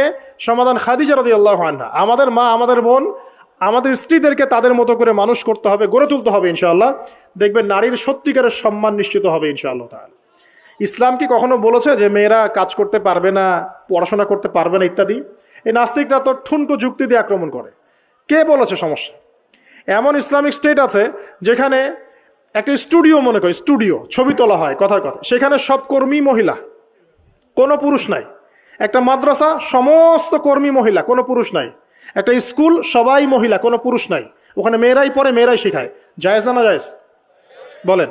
একটা নিরাপদ পরিবেশে যদি মেয়েরাই মেয়েদের দায়িত্ব নিয়ে পড়াশোনা করায়, ব্যবসা করে, অন্য কিছু করে, জায়েজ না না জায়েজ? তাহলে পরিবেশ নিশ্চিত করাটা হচ্ছে চ্যালেঞ্জ। ইসলাম বলছে না যে আপনি তাকে একদম অজ্ঞ করে রেখে ঘরের কোণে ফেলায় রেখে দেন, তাকে আপনি পড়াশোনাও শেখাবেন না, সম্পত্তির অধিকারও দিবেন না, কিছুই না, এগুলো ইসলাম কখনো বলেনি। বলেছে? আরে বোকা মানুষ, রাসূলুল্লাহ সাল্লাল্লাহু আলাইহি ওয়াসাল্লামের সময় তো মহিলা সাহাবীরা উহুদের যুদ্ধও করেছে। কি শুনলেন? রাসূল সাল্লাল্লাহু আলাইহি ওয়াসাল্লামের সময় মহিলা সাহাবী উহুদের যুদ্ধও করেছে। উহুদের যুদ্ধের নাম শুনেছেন? ওখানে মহিলা সাহাবীও ছিল তীরন্দাজ। তাহলে মহিলাটা কি করে নাই নবীর যুগে? খাদিজা রাদিয়াল্লাহু আনহা যত বড় ব্যবসায়ী ছিলেন, এখন এত বড় ব্যবসায়ী পাবেন? কোন মেয়ে আছে এত বড় ব্যবসায়ী? উসমান রাদিয়াল্লাহু আনহু যত বড় বিজনেসম্যান ছিলেন, এখন এত বড় বিজনেসম্যান আছে? তো কি ছিল না সেই স্বর্ণযুগে? ওই স্বর্ণযুগের সুন্নতি আমাদেরকে আমল করতে হবে। আল্লাহ পাক তৌফিক এনায়েত করুন, আমিন। প্রিয় মা ও বোনেরা, পর্দা ছাড়বেন না। আপনাদের জন্য 4টা কাজ: স্বামীর আনুগত্য করা, লজ্জাস্থানের হেফাজত করা, আপনার 5 ওয়াক্ত সালাত ঠিকঠাক মতো আদায় করা এবং রমজান মাসে সাওম রাখা। নবীজি বলেছেন সাল্লাল্লাহু আলাইহি ওয়াসাল্লাম, জান্নাতের যে কোনো দরজা দিয়ে ইচ্ছা আপনি প্রবেশ করতে পারবেন। আপনার জন্য সহজ। আর স্বামীর আনুগত্য বলতে আমি বুঝাইনি স্বামীর দাসত্ব করতে হবে, এটা বলিনি। এখনকার কিছু ফ্যামিলিস্ট মেয়ে আছে, ওরা আনুগত্য শব্দ মনে হয় যে দাসত্ব মনে হয়। আনুগত্য দাসত্ব এক জিনিস না। আনুগত্য কি? স্বামী কোরআন সুন্নাহর অনুকূলে কোনো কথা বলেছে, আপনি মানবেন। স্বামী বলছে পর্দা করো, তোমাকে ভালোবেসে বলছি তুমি পর্দা করো, তুমি আমার অনেক প্রিয় একজন মানুষ, তুমি বেপর্দায় বাইরে যাবা, লোকজন দেখবে, কেমন হয়? ঠিক আছে, তোমাকে তো আমিই বিয়ে করেছি, তুমি আমার, মানুষ তোমাকে দেখবে কেন? ঠিক আছে? তো এখন স্বামী ভালো কথা বলেছে, আপনি শুনলেন, এটা আনুগত্য। আর ওই স্বামী যদি বলে আসো তো আমার কলিগরা এসেছে, ওকে খাবার সার্ভ করতে হবে, আসো খাবারটা পরিবেশন করো, এখন আপনি বেপর্দা হয়ে আপনার স্বামীর কলিগের সামনে খাবার পরিবেশন করতে শুরু করলেন, এটা কি আনুগত্য করতে হবে? এটা তখন আপনি আনুগত্য করবেন না। সিম্পল, কোরআন সুন্নাহর অনুগত কাজে আপনি স্বামীর আনুগত্য করবেন, বিপরীতে গেলে আপনি করবেন না। স্বামীর আনুগত্য মানে স্বামীর দাসত্ব নয়। আর এই হাদিসটা আপনি কেন ভুলে যান যে আল্লাহ রাসূল সাল্লাল্লাহু আলাইহি ওয়াসাল্লাম বলেছেন আল্লাহ ছাড়া যদি কাউকে সেজদা করা যেত, সম্মান বুঝাচ্ছেন, আল্লাহ ছাড়া যদি কাউকে সেজদা করা জায়েজ হতো, আমি মেয়েদেরকে বলতাম যেন স্বামীকে সেজদা করে। কেন? কারণ আপনাকে রেসপন্সিবিলিটি, আপনার খাবার, আপনার ফুড, আপনার শেল্টার, আপনার মানে পুরো দায় দায়িত্ব নিজের হাড় ভাঙা পরিশ্রম দিয়ে, জীবনের ঝুঁকি নিয়ে স্বামী আপনার জন্য করে। সে আপনার সম্মান পাওয়ার যোগ্য তো? সে কি আপনার সম্মান পাওয়ার যোগ্য নয়? আপনি যদি সম্মানের হক আদায় না করতে পারেন তাহলে আপনি অকৃতজ্ঞ। আর অকৃতজ্ঞ মেয়ে কখনো জান্নাতে যাবে? একটা হাদিসে আছে বেশিরভাগ মেয়ে জাহান্নামের যাওয়ার অন্যতম কারণ হচ্ছে তারা স্বামীর সাথে কুফুরি করে। কি করে? মানে সারা জীবন স্বামী ভালোবেসে যায়, ভরণ পোষণ দিয়ে যায়, সব চাহিদা পূরণ করে যায়, একদিন দেখবেন কথা কাটাকাটি হয়েছে, ওই দিন বলে বসবে যে তোমার কাছে আমি কিচ্ছু পাই নাই সারা জীবনে। এই যে কুফুরি, এই কারণে তারা জাহান্নামে যেতে পারে বেশি। আল্লাহ হেফাজত করুন, আমিন। আরেকটা কারণ হচ্ছে যে বেপর্দা। আপনাকে 4টা মূলনীতি ফলো করতে হবে। 1, এমন কোনো পোশাক পরবেন না যে পোশাকটা আটো সাটো, যেটা পরলে আপনার গায়ের কাঠামো বোঝা যায়। এটা বোরখা হলেও পরা যাবে না। আমি কি বুঝাতে পারছি? ডিজিটাল বোরখা দেখেন নাই? দেখছেন? মাশাআল্লাহ। আর কারা কারা দেখছেন? এদিকে চোখ বেশি যায় না? আচ্ছা, এমনি দেখা যায়, চোখ দিতে হয় না, এমনি দেখা যায়। ডিজিটাল বোরখা চলবে না, ডিজিটাল বোরখা চলবে না। আমার মত, এটা আমি মত দিচ্ছি, আমি আল্লাহর রাস্তায় সময় দিয়েছি অনেক দিন, এবং এখানে যে পর্দাটা শেখানো হয় এরকম পর্দা আমি অন্য কোথাও দেখি নাই। এত চমৎকার পর্দা শেখানো হয়। কারা কারা সময় লাগিয়েছেন? 3 দিন 7 দিন সময় দিয়েছেন কারা কারা? বেশিরভাগই দেন নাই। সমস্যা নাই, দিতে হবে, আমি বাধ্যতামূলক বলিনি আপনাকে। বলেছি এখানে পর্দা শেখানো হয়, চমৎকার পর্দা শেখানো হয়, যে এখানে চোখটা পর্যন্ত তাদের ঢেকে রাখার তালিম দেওয়া হয়। যাই হোক, যেখানেই শেখেন অ্যাটলিস্ট পর্দাটা শিখলেই হলো। এমন পোশাক হবে না যেই পোশাকটা আটো সাটো, যেটা পরে আপনার গায়ের কাঠামো বোঝা যায়। 2 নম্বরে এমন পোশাক পরা যাবে না যেই পোশাকটা পরলে বাহির থেকে ভিতরের অঙ্গ দেখা যায়। দেখেছেন? দেখেন নাই? দেখছেন হুজুর? আচ্ছা, আপনারা তো সব দেখেন দেখি। তারপরে 3 নাম্বার, এমন পোশাক পরা যাবে না যেটা অমুসলিমদের সাথে সাদৃশ্য আছে। কথা বুঝতে পারছেন? অমুসলিমদের ধর্মীয় বিষয়ের সাথে সাদৃশ্য আছে এমন পোশাক মুসলিম মেয়েদের পরা যাবে না। এর মানে এই নয় যে অন্য ধর্মকে আপনি আক্রমণ করবেন, এটাও নয়। যে যার ধর্ম তাদের স্বাধীনতা মতো পালন করবে। মুসলিমরা বাধা দিবে দিবে না। মুসলিমরা দাওয়াত দিতে পারে, কি করতে পারে? দাওয়াত দিতে পারে যে ভাই এই যে লা ইলাহা ইল্লাল্লাহর কনসেপ্ট আপনাকে বুঝাচ্ছি, আল্লাহ ছাড়া কোনো মাবুদ নাই, মুহাম্মদ সাল্লাল্লাহু আলাইহি ওয়াসাল্লাম সর্বশেষ রাসূল, এই কোরআন পড়ুন, হাদিস পড়ুন, দেখুন এটাই হচ্ছে মানবতার মুক্তির সনদ। এরপর যদি সে ইসলাম কবুল করে আলহামদুলিল্লাহ, যদি না করে এর হিসাব কে দিবে? সে নিজে দিবে। এর হিসাব কি আমাকে দেওয়া লাগবে? দেওয়া লাগবে না। তো অমুসলিমদের সাথে সাদৃশ্য আছে এমন পোশাক চলবে না। আর 4 হচ্ছে পুরুষরা মেয়েদের পোশাক পরতে পারবে না, মেয়েরা পুরুষদের পোশাক পরতে পারবে না। জি, আপনাদেরকেই বলছি, আপনারা জিন্স পরতে পারবেন না, মেয়েদেরকে বলছি, এবং টি শার্ট পরতে পারবেন না। আপনারা ওই যে যা ইচ্ছা তাই ড্রেস পরে বলবেন যে 1000 বছরের সভ্যতা সংস্কৃতি, এসব বাজে কথা চলবে না এখানে। এটা 1000 বছরে কোনোদিনও আমাদের দাদা নানিরা এগুলা কখনো পরে নাই। পড়ছে? আপনার দাদি কখনো এরকম পরছিল শাড়ি? তো এই যে বললো 1000 বছর থেকে পরে আসতেছে নাকি? সুবহানাল্লাহ। তো এখানে বিষয়টা হচ্ছে পুরুষ মেয়ের পোশাক পরতে পারবে না, মেয়ে পুরুষের পোশাক পড়তে পারবে না। আমি খুব সংক্ষিপ্ত করে আপনাকে কোরআন সুন্নাহ থেকে 4টা মূলনীতি বলে দিলাম। এই 4টা মূলনীতি কোরআনেও আছে, হাদিসেও আছে। আসেন, এই যে নারীর অবমাননা, এই বিষয়টা আইয়ামে জাহিলিয়াতে যেমন ছিল, এখন দেখবেন আরো বড় পরিসরে এসেছে, আসে নাই? এই যে ফ্যাশন শো, দেহের প্রদর্শনী, বিভিন্ন ফিল্মস দেখবেন, ফিল্ম ইন্ডাস্ট্রিজে দেখবেন, মিউজিকে দেখবেন, পর্নে দেখবেন, মেয়েদের দেহটাকে নিয়ে ব্যবসা করা হচ্ছে। আগে তো না হয় কন্যা সন্তান হলে জীবন্ত পুঁতে ফেলতো নাকি? এখন যদি গর্ভের বাচ্চা মেয়ে জানে, অনেকে আগেই মেরে ফেলায়। বোঝেন নাই মনে হয়? অনেকে যদি জানে যে গর্ভে মেয়ে সন্তান আছে, আগেই মেরে ফেলায়। এমন অনেক দেশ আছে, আমি নাম বলছি না দেশের সঙ্গত কারণে, যে সে দেশে এরকম মেয়ে সন্তানকে এই যে খালাস করে ফেলার, নষ্ট করে ফেলার, ভ্রূণ নষ্ট করার আলাদা ক্লিনিক আছে, আলাদা হসপিটাল আছে। বলে নাউজুবিল্লাহ। তো আসলে ওই 1450 বছর আগের মানুষটা বেশি বর্বর ছিল না আমরা বেশি বর্বর? এই যে অধিকারের কথা বলে বলে আমরা মেয়েদের দেহটাকে নিয়ে এখন মস্করা করছি, তামাশা করছি। সবচেয়ে সেরা অধিকার কোথায় পাবে? কোরআনে পাবে, হাদিসে পাবে, ইসলামে পাবে। তার পর্দা নিশ্চিত হবে, দেহ সেফ থাকবে, তার ইজ্জত নিশ্চিত হবে, ইজ্জত সেফ থাকবে, তার সম্মান সেফ থাকবে, তাকে রাজরানীর মতো স্বামী বাসায় রাখবে, কারণ সে হচ্ছে তার কাছে সবচেয়ে মূল্যবান প্রিয় বস্তু। শুধু তাই নয়, সম্পত্তির অধিকার তাকে দিতে হবে। একজন মেয়ে তার ভাইয়ের সম্পত্তি পাবে, তার বাবার সম্পত্তি পাবে, তার স্বামীর সম্পত্তি পাবে, সব দিক থেকে সে সম্পত্তি পাবে। আর একজন ছেলে কিন্তু সব দিক থেকে সম্পত্তি পাবে না। তো এই বিষয়গুলো যখন এক শ্রেণীর মানুষ বোঝে না, তখন ইসলামের বিরুদ্ধে অহেতুক প্রপাগান্ডা চালানো শুরু করে। সবচেয়ে সেরা সম্মান রক্ষার উদাহরণ দেয়া হয়েছে ইসলামে, কোরআনে এবং হাদিসে। এই কথাটা আপনাদের মা বোনদেরকে বোঝাবেন, তবে নম্রতার সাথে বোঝাবেন, কারণ উচ্চবাচ্য করলে তারা কথা শুনবে না। আর আল্লাহ রাসূল সাল্লাল্লাহু আলাইহি ওয়াসাল্লাম বলেছেন, কিছুটা বাঁকা হাড় দিয়ে তাদেরকে তৈরি করা হয়েছে। যদি আপনি শক্ত করে চাপ দিতে যান তাহলে ভেঙে যাবে, আর যদি আপনি ওই অবস্থায় ছেড়ে দেন তাহলে বাঁকাই থেকে যাবে। এখানে আপনাকে হিকমা অবলম্বন করতে হবে। আল্লাহ পাক তৌফিক দান করুন। একটা বিষয় বলছিলাম, ওই যে শিরকের পাপ এখন গ্লোবালাইজেশন হয়েছে না, ওই সুদের পাপ এখন গ্লোবালাইজেশন হয়েছে না। গ্লোবালাইজেশন বোঝেন? মানে বিশ্বায়ন, পুরো বিশ্বে ছড়িয়ে পড়েছে না। আর একটা হচ্ছে এই যে মেয়েদের অবমাননা, এটা সারা বিশ্বে ছড়িয়ে পড়ে নাই? আচ্ছা, আর দুটা বলবো, এরপর বলে আমি শেষের দিকে যাচ্ছি। আসেন, একটা হচ্ছে মাদক। আইয়ামে জাহিলিয়াতের অন্যতম সেরা পাপ ছিল কি? মাদক। ওই যে বলছেন জাহিলি যুগ, কেন বলছেন জাহিলি যুগ? বিকজ ওইখানে মাদক খেত মানুষ বেশি। এখন বলেন, ওখানে না হয় মক্কায় মাদক খেত মানুষ, এখন সারা বিশ্বে মাদক ছড়িয়ে পড়ে নাই? বেশি না কম? এখন এই যে নতুন নতুন মাদক আসছে, ইয়াবা, আরও নাকি কি কি আসছে নতুন নতুন, আমরা নামও জানি না।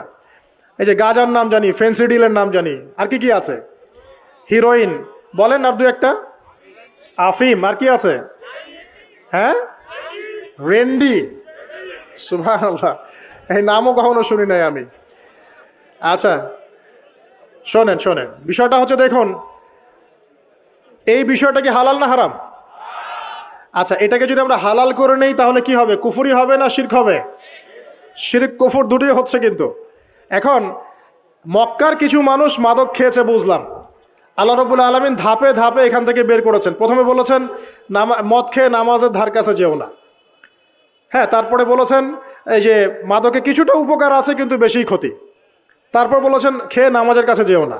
তারপর ধাপে ধাপে শেষের দিকে এসে আল্লাহ পাক বলেছেন যে এটাকে ছেড়ে দাও।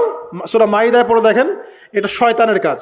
তখন সাহাবায়ে কেরাম রাদিয়াল্লাহু আনহুম পুরোপুরি মাদক থেকে নিজেদেরকে মুক্ত করলেন। এরপরে কি কখনো তারা মাদক ছুঁয়েও দেখেছেন? বরং মাদক দ্রব্য সেবন করলে 40টা লাঠি বেত্রাঘাত করতে হয়, ইসলামিক শাস্তি। কয়টা লাঠি? আর উমর রাদিয়াল্লাহু আনহুর সময়ে 40 লাঠিকে বাড়িয়ে 80 লাঠি করা হয়েছিল। কত লাঠি? 80 লাঠি। কিন্তু আরো একটা পাপের শাস্তি আছে, বলবো? অপবাদ। এখন যেটা বেশি দেয়া হয়, অপবাদ, মিথ্যা অপবাদ, সতী সাদী নারীর উপরে মিথ্যা অপবাদ, এর শাস্তি হচ্ছে 80 লাঠি। আবার 100 লাঠির শাস্তি আছে। 100 লাঠি। এটা কিসের জানেন? জিনা। জিনা এই যে যারা করছেন, এর শাস্তি হচ্ছে 100 লাঠি। তাও জনসমক্ষে দিতে হবে, গোপনে না। আর 1 বছরের জন্য এলাকা ছাড়া করতে হবে। রজম একটা শাস্তি আছে, রজম। এটা কি? রজম মানে পাথর নিক্ষেপ করে হত্যা। এটা তো বর্বর, তাই না? অমানবিক, মধ্যযুগীয়। এসব কথা শুনছেন না? শোনেন, কিছু কিছু বিষয় আছে যে বিষয়গুলো করার পরে এই পৃথিবীতে মানুষ বেঁচে থাকার অধিকারটা হারিয়ে ফেলে। কথা বুঝতে পারছেন না মনে হয়? কিছু কিছু পাপ আছে, এগুলো করলে পরে মানুষ এই পৃথিবীতে বেঁচে থাকার অধিকারটা হারায় ফেলে। যেমন কোনো বিবাহিত ব্যক্তি যদি জেনা করে, নাউজুবিল্লাহ, কোনো ছেলে যদি কোনো ছেলের সাথে যৌন সম্পর্ক করে, সমকামী করে, বা এটাকে যেটা গে মানে যেটা কি বলে, সমকামিতা, ঠিক আছে, এই কাজ যদি কেউ করে, এই নোংরা কাজ যদি কেউ করে, কোনো মেয়ে যদি কোনো মেয়ের সাথে এরকম কোনো কাজ করে, একই পাপ। এইসব পাপ করলে পরে এই পৃথিবীতে বেঁচে থাকার অধিকারটা সে হারিয়ে ফেলে। কথা কি বুঝতে পারছেন? আচ্ছা, তখন শাস্তি হচ্ছে আল্লাহ রাব্বুল আলামিন পাথর নিক্ষেপ করে হত্যা করতে বলেছেন। কারণ হচ্ছে সে এত গর্হিত একটা কাজ করেছে যেটা এই শাস্তি পাওয়ার সম্পূর্ণ যোগ্য। এবং কওমে লূত নামে যে কওম ছিল, ওই কওমটাকে আসমানে উঠিয়ে আল্লাহ পাক পাথর বর্ষণ করে এভাবেই শেষ করে দিয়েছেন। জর্ডান একটা দেশ আছে না, জর্ডান? জর্ডানের পাশে ডেড সি নামে একটা জায়গা আছে, ডেড সি, মৃত সাগর। ওইখানে সাদুম নামে একটা গোত্র থাকতো। কোন গোত্র? সাদুম। ওই সাদুম গোত্র এরকম সমকামী ছিল। আল্লাহ রাব্বুল আলামিন লূত আলাইহিস সালামকে পাঠিয়েছিলেন, তারা হেদায়েতের বাণী শোনে নাই। আল্লাহ পাক ওদেরকে আসমানে উঠিয়ে পাথর নিক্ষেপ করে উল্টা দিকে দাফন করে দিয়েছেন। নাউজুবিল্লাহ। তো কিছু কিছু পাপ আল্লাহ পাক সহ্য করেন না, আল্লাহ পাকের আরশ কেঁপে ওঠে। এই পাপগুলো সেরকম পাপ। কথা বুঝতে পারছেন? তো এই যে জিনা, পর্নোগ্রাফি, ব্যভিচার, পরকে, এগুলোর মধ্য দিয়ে আমরা নারীর অবমাননা করছি না? এবং ধর্মের মাধ্যমেও মাঝে মাঝে করছি, যখন আমরা ধর্মের নামে মেয়েদের অধিকার দিচ্ছি না। অনেকেই সম্পত্তির অধিকার দিচ্ছেন না, অনেকেই শিক্ষিত করছেন না, অনেকেই আরও যৌতুক নিচ্ছেন না। যৌতুক নিচ্ছেন না অনেকেই। যে বিয়ের সময় যৌতুক নেয়, এটা তো মেয়ের উপর, মেয়ের পিতার উপর টর্চার করা। সম্পূর্ণ হারাম, সম্পূর্ণ হারাম। তারপরে দেখবেন, রিপোর্টগুলো পড়ে দেখবেন যে এই বছর 2000 কত, এটা 22, এই 22-এই গভর্নমেন্ট রিপোর্ট অনুযায়ী নিবন্ধিত প্রায় 1339টা ধর্ষণের মামলা হয়েছে। তো এটা এখন অ্যাভেলেবল, যে কোনো সব জায়গায় ধর্ষণ হচ্ছে এখন, অ্যাভেলেবল। মানুষ এটাকে স্বাভাবিক মনে করছে এখন, নর্মাল ধর্ষণ হতেই পারে, মানুষ এখন এমন মনে করছে। প্রত্যেক দিন পেপার খুলবেন, দেখবেন রেপের খবর। প্রত্যেক দিন খবর শুনবেন ধর্ষণের খবর। আর সব খবর তো আসে না, আসে হয়তো 10%, 20%, 30%, বেশিরভাগই আসে না। এলাকায় মোড়ে মোড়ে দেখবেন, গ্রামে গঞ্জে শহরে বন্দরে খালি ইফটিজিং দেখবেন, খালি ইফটিজিং। মেয়েদেরকে যৌন হয়রানি করা হচ্ছে, বাসে, অটোতে, টেম্পুতে, সব জায়গায়। বাসের মধ্যে মেয়েকে রেপ করে ফেলা হচ্ছে। একটা বাচ্চা মেয়ে যে বোঝেও না যে সেক্সুয়াল বিষয়গুলো কি জিনিস, ওকেও রেপ করা হচ্ছে। এই যে মহামারী, আপনি তো বুঝতে পারছেন না যে আমরা কোন সমাজে আছি। এই সমাজে আপনার মেয়ে তো সেফ না, আমার মেয়ে তো সেফ না। আমার মেয়ে, আপনার মেয়ের ভবিষ্যৎ কি হবে, এর ভবিষ্যতের নিশ্চয়তা কে দিবে? আপনার মেয়ের ইজ্জতের ভবিষ্যতের নিশ্চয়তা কে দিবে? এই নিশ্চয়তা দেওয়ার মতো মানুষ কোথায়, নেতা কোথায়? কারো ঘরের স্ত্রী, কারো ঘরের বোন, কারো ঘরের মেয়ে এখন সেফ না। যে কোনো দিন, যে কোনো জায়গায়, যে কোনো দুর্ঘটনা হতে পারে। বাসে, ট্রাকে, ট্রেনে, অটোতে, সব জায়গায় হতে পারে। আর এগুলোকে আমরা প্রমোট করছি এখন, নগ্নতাকে প্রমোট করছি, পর্নকে প্রমোট করছি। এই নগ্নতা, পর্ন, এসব দিয়ে মানুষের মাথাটাকে পুরো জানোয়ার বানিয়ে ফেলা হয়েছে। পর্ন দেখাতে দেখাতে ছেলেদের মাথাটাকে জানোয়ার, পশু বানিয়ে ফেলা হয়েছে। এরা এখন বোঝে না যে মেয়ে কি জিনিস, মা কি জিনিস, বোন কি জিনিস তাও বোঝে না। ভাই ভাই বোনের সাথে জেনা করেছে, চাচাতো বোন চাচাতো ভাইয়ের সাথে জেনা করছে, চাচাতো ভাই ফুফাতো বোনের সাথে জেনা করছে। রংপুরের খবর শুনলাম যে মায়ের সাথে ছেলেও জেনা করেছে, নাউজুবিল্লাহ। এগুলো কেন হচ্ছে? এই মহামারী কেন হচ্ছে? কি সমাধান দিবে? সমাধান ইসলামে ছিল, আমরা নেই নাই। সমাধান হচ্ছে, প্রথম সমাধান অশ্লীলতার মহামারী বন্ধ করতে হবে। মানুষ পর্ন দেখতে দেখতে পশু হয়ে গেছে। আপনি বাইরে এই যে আলখাল্লা টুপি দাড়ি পরে ঘুরলে লাভ আছে? ইমানের আলোচনা করবেন, খুব লাফালাফি করলো, 2 দিন পর দেখবেন কোনো খবর নাই। পর্ন দেখতে দেখতে ভিতরটা শেষ, ড্যামেজ। পর্নোগ্রাফিতে যে একবার আসক্ত হয়েছে তার মধ্যে ইমানের কোনো তেজই থাকবে না, কোনো তেজ থাকবে না। এখন আলেম জালেম সবার ফোনে ফোনে দেখবেন পর্ন চলে আসতেছে, কেউ দেখতে না চাইলেও তাকে দেখতে বাধ্য করা হচ্ছে। ফেসবুকে ঢুকবেন, নগ্ন দৃশ্য। এই নগ্নতা দিয়ে, এই পর্নোগ্রাফি দিয়ে, এই যে মিডিয়ার মধ্যে দিয়ে প্রমোটিংটা দিয়ে ব্যভিচার ছড়িয়ে দেয়া, জেনা ছড়িয়ে দেয়া, অশ্লীলতা ছড়িয়ে দেয়া, পরকীয়া ছড়িয়ে দেয়া, এর মধ্য দিয়ে নারীর সম্মান, দেহ, ইজ্জতকে আমরা এখন রাস্তার সাথে মিশিয়ে দিয়েছি। কিসের অধিকারের কথা বলছে? কিসের নারী অধিকারের কথা বলছে? খালি ডিগ্রি সার্টিফিকেট অর্জন করতে পারলেই অধিকার হয়? আমার তো ইজ্জতই ঠিক থাকলো না, আমার অধিকার কোথায় থাকলো? একটা সার্টিফিকেট অর্জন করার জন্য কলেজের মেয়েদেরকে বড় বড় নেতার বেডরুমে ঢুকানো হচ্ছে, দেখেন নাই? তো একটা সার্টিফিকেট অর্জন করতেই হবে আমাকে, নিজের ইজ্জত বিক্রি করে দিয়ে হলেও আমার সার্টিফিকেট অর্জন করতেই হবে। লাথি মারি এসব পড়াশোনার পিছনে, দরকার নেই আমার পড়াশোনা। হচ্ছে বাসায় এলাকায় এলাকায় মহিলা মাদ্রাসা করেন, মাদ্রাসায় মেয়েদেরকে পড়ান। আমি খুব দুঃখের সাথে বলছি, অনেক মাদ্রাসাতেও এরকম ঘটনা কিন্তু ঘটেছে না? এখানে একটা কথা আমরা পরিষ্কার করতে চাই, সেটা হলো যে পাপী, রেপি, ধর্ষণী, সে আলেম করুক আর জালেম করুক, ইমাম করুক আর জালেম করুক, ফাসেক করুক, সবাইকে সমান শাস্তি নিশ্চিত করতে হবে। আর শাস্তি হবে দৃষ্টান্তমূলক, যেন আরো 10 জন দেখে শিক্ষা নেয়। ওই যে ইসলামে আছে না হাত কেটে ফেলা, কি কারণে বলেন তো? কারণ সবাই যখন দেখবে এই যে খুঁটির সাথে বেঁধে একটা চোরের হাত কেটে ফেলা হয়েছে, এলাকার সব মানুষ দেখেছে, চুরি বাড়বে না কমবে? নিশ্চিত চুরি কমে যাবে ইনশাআল্লাহ। তো এই যে নারীর অবমাননার ওই যুগের চেয়ে এই যুগে বেশি না কম? আপনি ভালো করে আল্লাহর নূর দিয়ে দেখেন। আমি প্রথমে বলেছি, শুধু বাইরের চোখ দিয়ে দেখলে সব বুঝতে পারবেন না আপনি। আল্লাহ পাকে নূর দিয়ে দেখেন, কোরআন সুন্নাহর গভীর জ্ঞান দিয়ে দেখেন, দেখবেন ওই জাহিলিয়াতের চেয়ে 1000 গুণ বেশি জাহিলিয়াত এখনকার বিশ্বে চলছে। আল্লাহ পাক আমাদের মা বোনদের ইজ্জত হেফাজত করুন, তাদের সম্মান হেফাজত করুন। আমরা দোয়া করি আল্লাহ পাক তাদেরকে উচ্চশিক্ষায় শিক্ষিত করুন, নিরাপত্তা নিশ্চিত করুন। কেউ যদি ওদের দিকে খারাপ চোখ তুলে তাকায়, আল্লাহ পাক সেই চোখকে যেন ধ্বংস করে দেন। আল্লাহ পাক তাদের ইজ্জতের প্রতি যদি কেউ খারাপভাবে হাত বাড়ায়, তাদের শাস্তি যেন নিশ্চিত করার তৌফিক আল্লাহ পাক আমাদেরকে দান করে। আল্লাহ পাক আমাদের মা বোনদেরকে মহামূল্যবান মনে করে আমাদেরকে হেফাজত করার তৌফিক দান করুন, আমিন। আর তাদেরকে যারা নগ্ন করতে চায়, আল্লাহ পাক এদেরকে ধ্বংস করে ছেড়ে দিন, আমিন। আল্লাহ পাক বলেছেন, যারা চায় মুমিন মুসলিমদের সমাজে অশ্লীলতা ছড়িয়ে পড়ুক, দুনিয়া এবং আখিরাত উভয় জাহানে আল্লাহ পাক এদেরকে ধ্বংস করবে ইনশাআল্লাহ। আরেকটা বলে শেষ করি, সেটা হলো, কয়টা বলেছি ভাই? জাহিলিয়াত। ইমাম মুহাম্মদ বিন আব্দুল ওয়াহাব রাহিমাহুল্লাহ, তার একটা বইয়ের মধ্যে 1000টা জাহিলিয়াত আছে। আমি 5টা বাছাই করেছি। কয়টা? 5টা। কয়টা বলেছি? 4টা। এক হচ্ছে কি বলেছিলাম? শিরক। আছে না নাই? রিবা এখন আছে না নাই? 3 নাম্বার কি ছিল? মাদক। আর 4 নাম্বার নারীর অবমাননা। মাদক তো বুঝলেন, এটা তো আমার চেয়ে আপনারা ভালো বুঝেন, মাদক সব জায়গায় আছে। আরেকটা কথা বলি, দেখুন মাদক নিয়ে একটা কথা বলি, শুনুন। আপনাদের কি কখনো গায়ে কখনো ফোড়া হয়েছে? কার কার গায়ে ফোড়া হয়েছে বলি, হাত তুলেন। মাশাআল্লাহ। কেমন ব্যথা? ফোড়া ফেটে গেলে কি বের হয়? রক্ত আর পুঁজ বের হয়, তাই তো? একটা হাদিস পড়েছি, রাসূলুল্লাহ সাল্লাল্লাহু আলাইহি ওয়াসাল্লাম বলেন সাল্লাল্লাহু আলাইহি ওয়াসাল্লাম, যে জাহান্নামে আমাকে মেরাজের রাতে জাহান্নাম দেখানো হয়েছে। মেরাজের রাতে আমাকে জাহান্নাম দেখানো হয়েছে। তো সেখানে আমি দেখলাম যে কিছু মানুষকে এই জাহান্নামীদের রক্ত আর পুঁজ খেতে দেয়া হচ্ছে। মানে আল্লাহ জানেন কেমন করে, রক্ত আর পুঁজ পান করতে দেয়া হচ্ছে। কারণ জাহান্নামে পিপাসা লাগবে না, ক্ষুধা লাগবে না?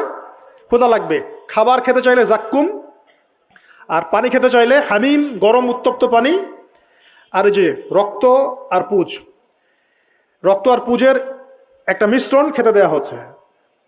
তো নবী সাল্লাল্লাহু আলাইহি ওয়াসাল্লামকে সাহাবীরা পরে জিজ্ঞাসা করলেন, ইয়া রাসূলুল্লাহ, কোন পাপের কারণে তাদেরকে এই শাস্তি দেওয়া হচ্ছে?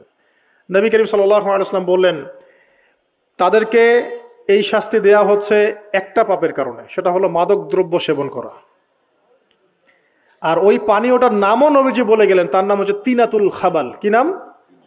তিনাতুল খাবাল। এই তিনাতুল খাবাল মানে জাহান্নামীদের রক্ত এবং পুজ, এটা খেতে দেওয়া হচ্ছে মাদকদ্রব্য সেবনকারীদের জন্য।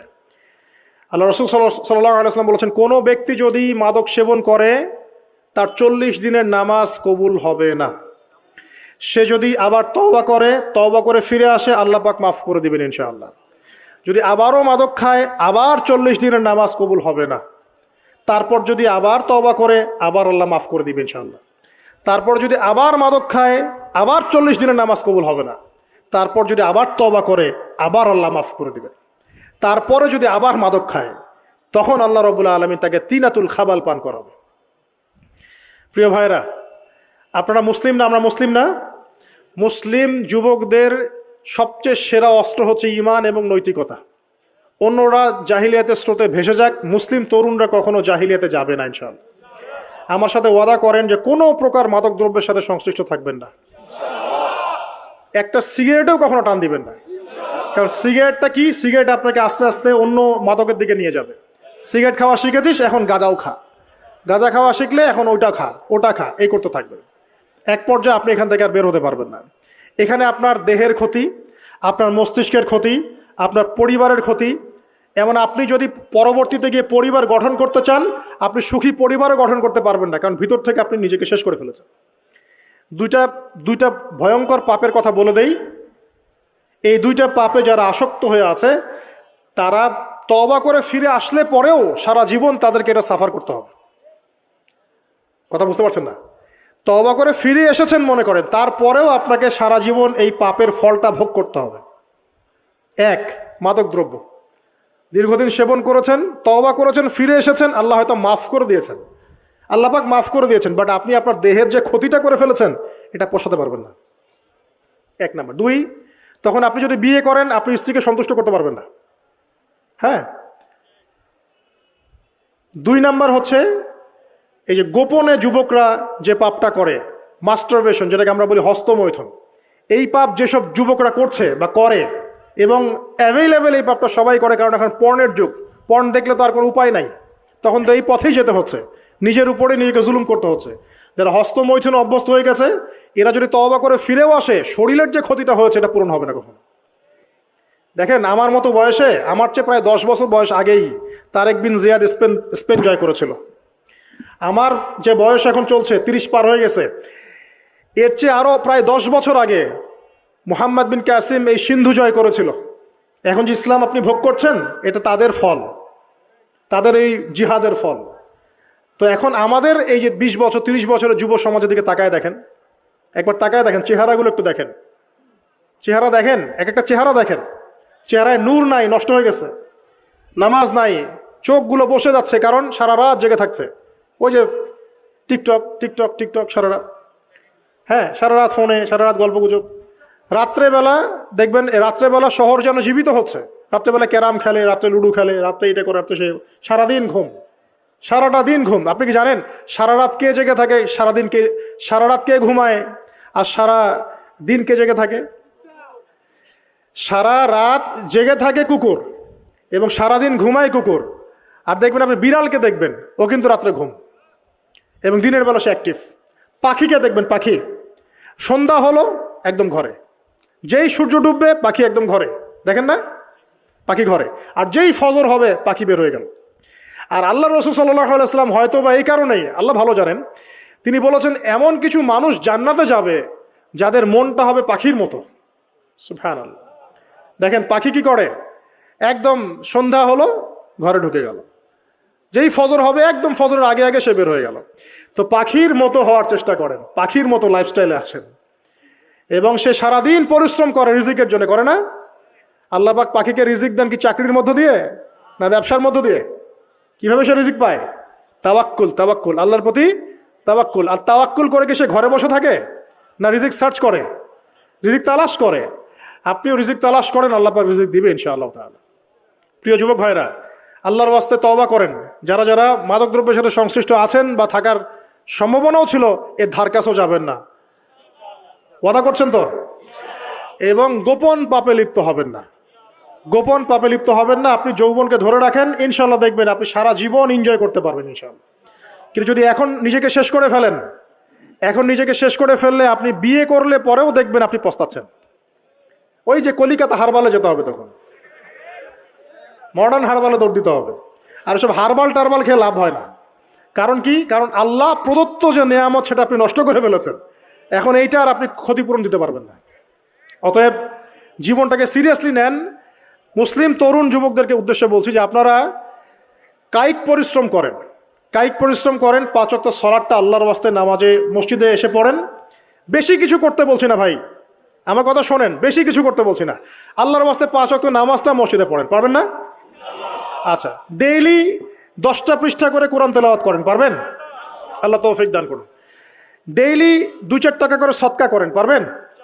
আচ্ছা, প্রত্যেক দিন কিছু দাওয়াতি কাজ করেন। আমর বিল মারুফ, সৎ কাজের আদেশ করবেন, নাহি আনিল মুনকার, অসৎ কাজে নিষেধ করবেন। পারা যাবে ইনশাআল্লাহ। আপনি হালাল রিজিকের একটা সন্ধান খোঁজার চেষ্টা করেন, পারবেন ইনশাআল্লাহ। পড়াশোনায় নিজেকে ব্যস্ত রাখেন, লেখাপড়ায় নিজেকে ব্যস্ত রাখেন। যদি এর পাশে আপনি সময় পান, আমি বলবো আপনি খেলাধুলা করেন। যদি সময় কিছু বের করতে পারেন, কায়িক কিছু পরিশ্রম করেন, প্রয়োজনে কিছু কসরত করেন, জিম করেন, খেলাধুলা করেন। তারপরেও পড়নে যায় না, তারপরেও গার্লফ্রেন্ডের পিছনে সময় নষ্ট করেন না, তারপরেও যে টিকটক, ফেসবুক, ইউটিউব নিয়ে পড়ে থাকেন না। ওগুলোর চেয়ে খেলাধুলা করা অনেক ভালো আছে।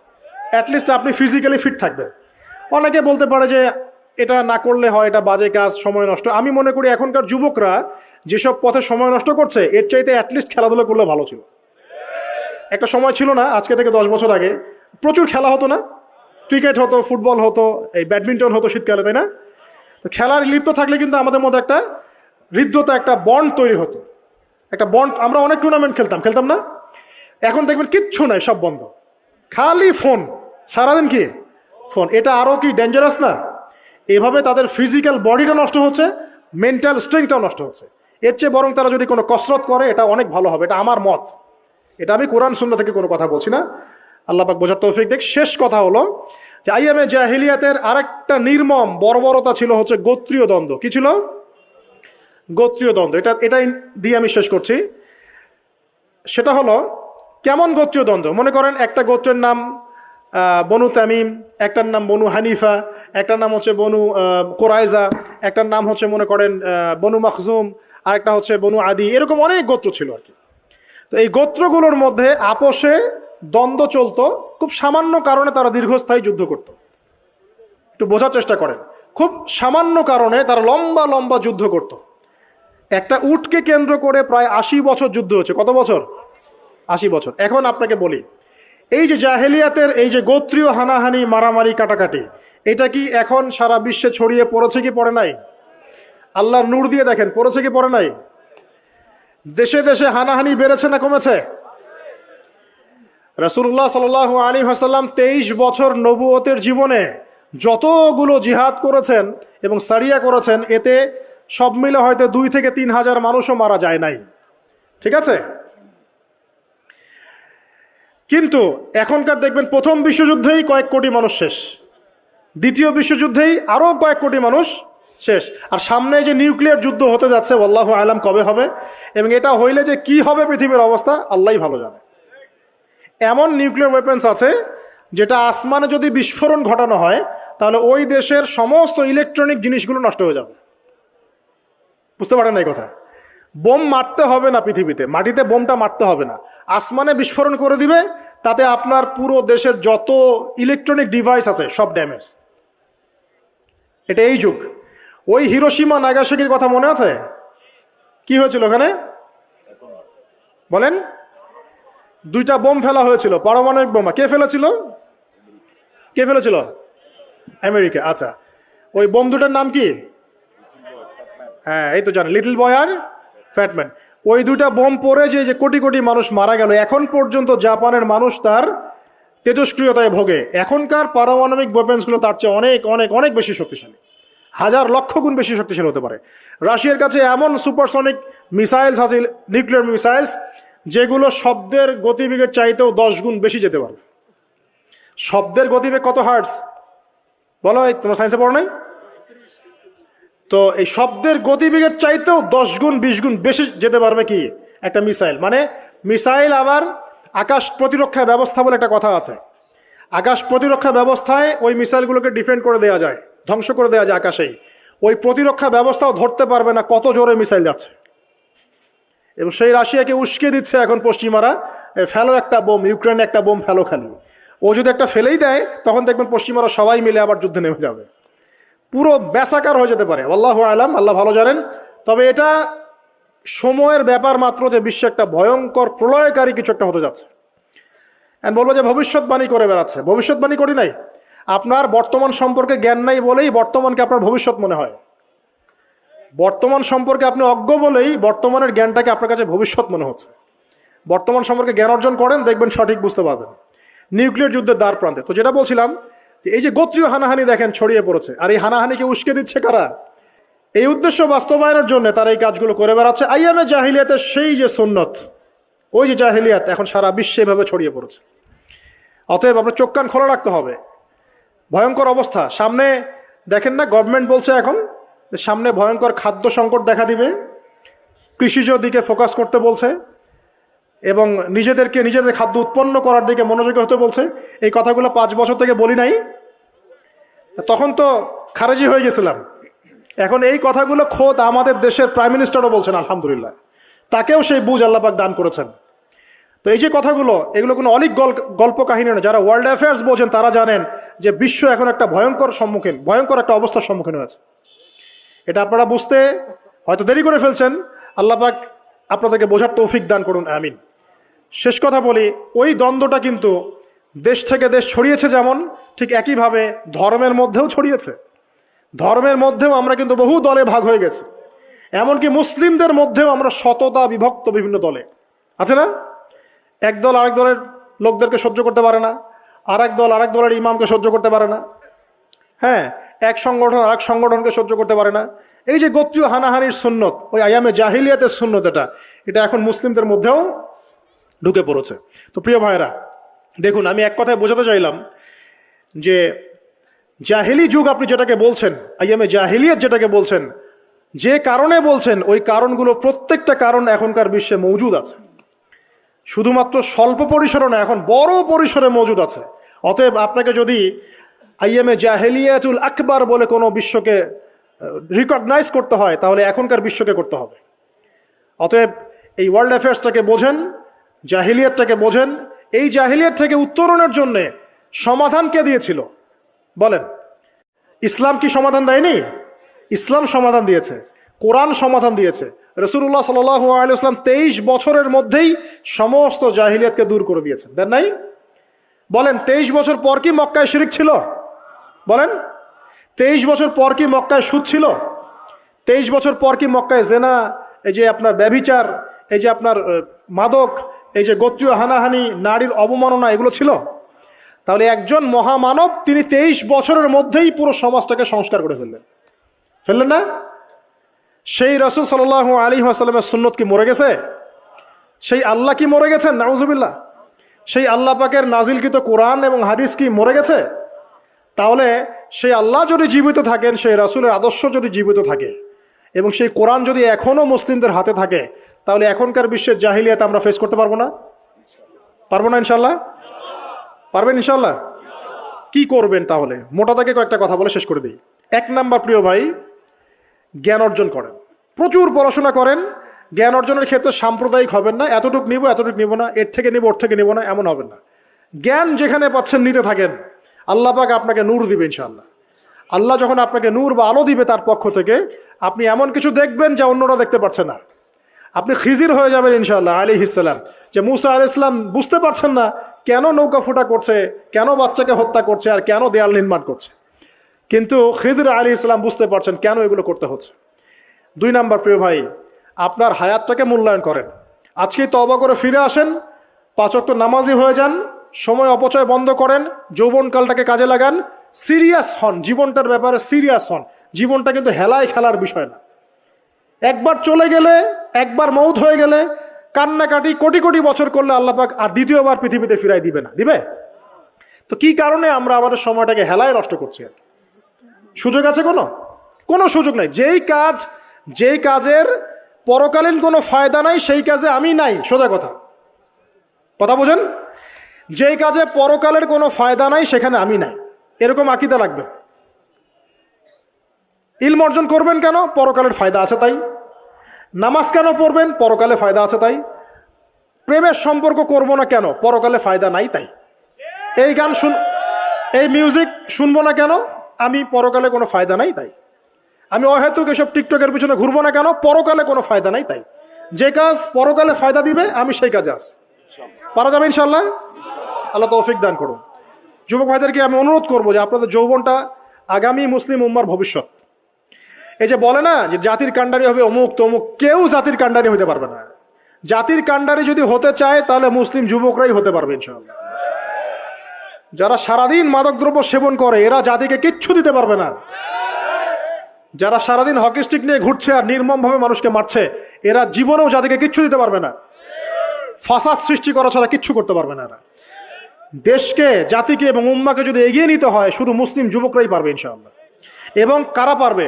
যারা অন্য ধর্মের মানুষ কিন্তু মনটা স্বচ্ছ সৎ, তারাও পারবে। যাদের মনে সততা আছে অন্য ধর্মের হলেও তারা পারবে ইনশাআল্লাহ। যার মনে সততা নাই সে পারবে না কখনো। করাপ্টেড, দুর্নীতিপূর্ণ মন নিয়ে কখনো দেশের খেদমত, জাতির খেদমত করা যায় না। বাংলাদেশের সবচেয়ে বড় সমস্যা দুর্নীতি। বাংলাদেশের 1 নাম্বার সমস্যা দুর্নীতি। দুর্নীতি যদি না থাকতো আর সমস্ত কালো টাকা যদি সাদা করা যেত বাংলাদেশের মানুষকে আজকে না খেয়ে মরতে হতো না। 65% মানুষকে আজকে এই খাবারের সংকটে ভুগতে হতো না। সামনের দিনগুলো কঠিন হবে, ভয়াবহ হবে, এটা সবাই বুঝতে পারছে, হয়তো শুধু আপনারা পারছেন না। আল্লাহ পাক আপনাদেরকে বোঝার তৌফিক দান করুন, আমিন। সামনে যান, নিজের জীবনকে কাজে লাগান, যৌবনকে কাজে লাগান, একটা হালাল রিজিক সার্চ করেন। অল্প রিজিকে সন্তুষ্ট হয়ে যান, উচ্চাভিলাষী হবেন না।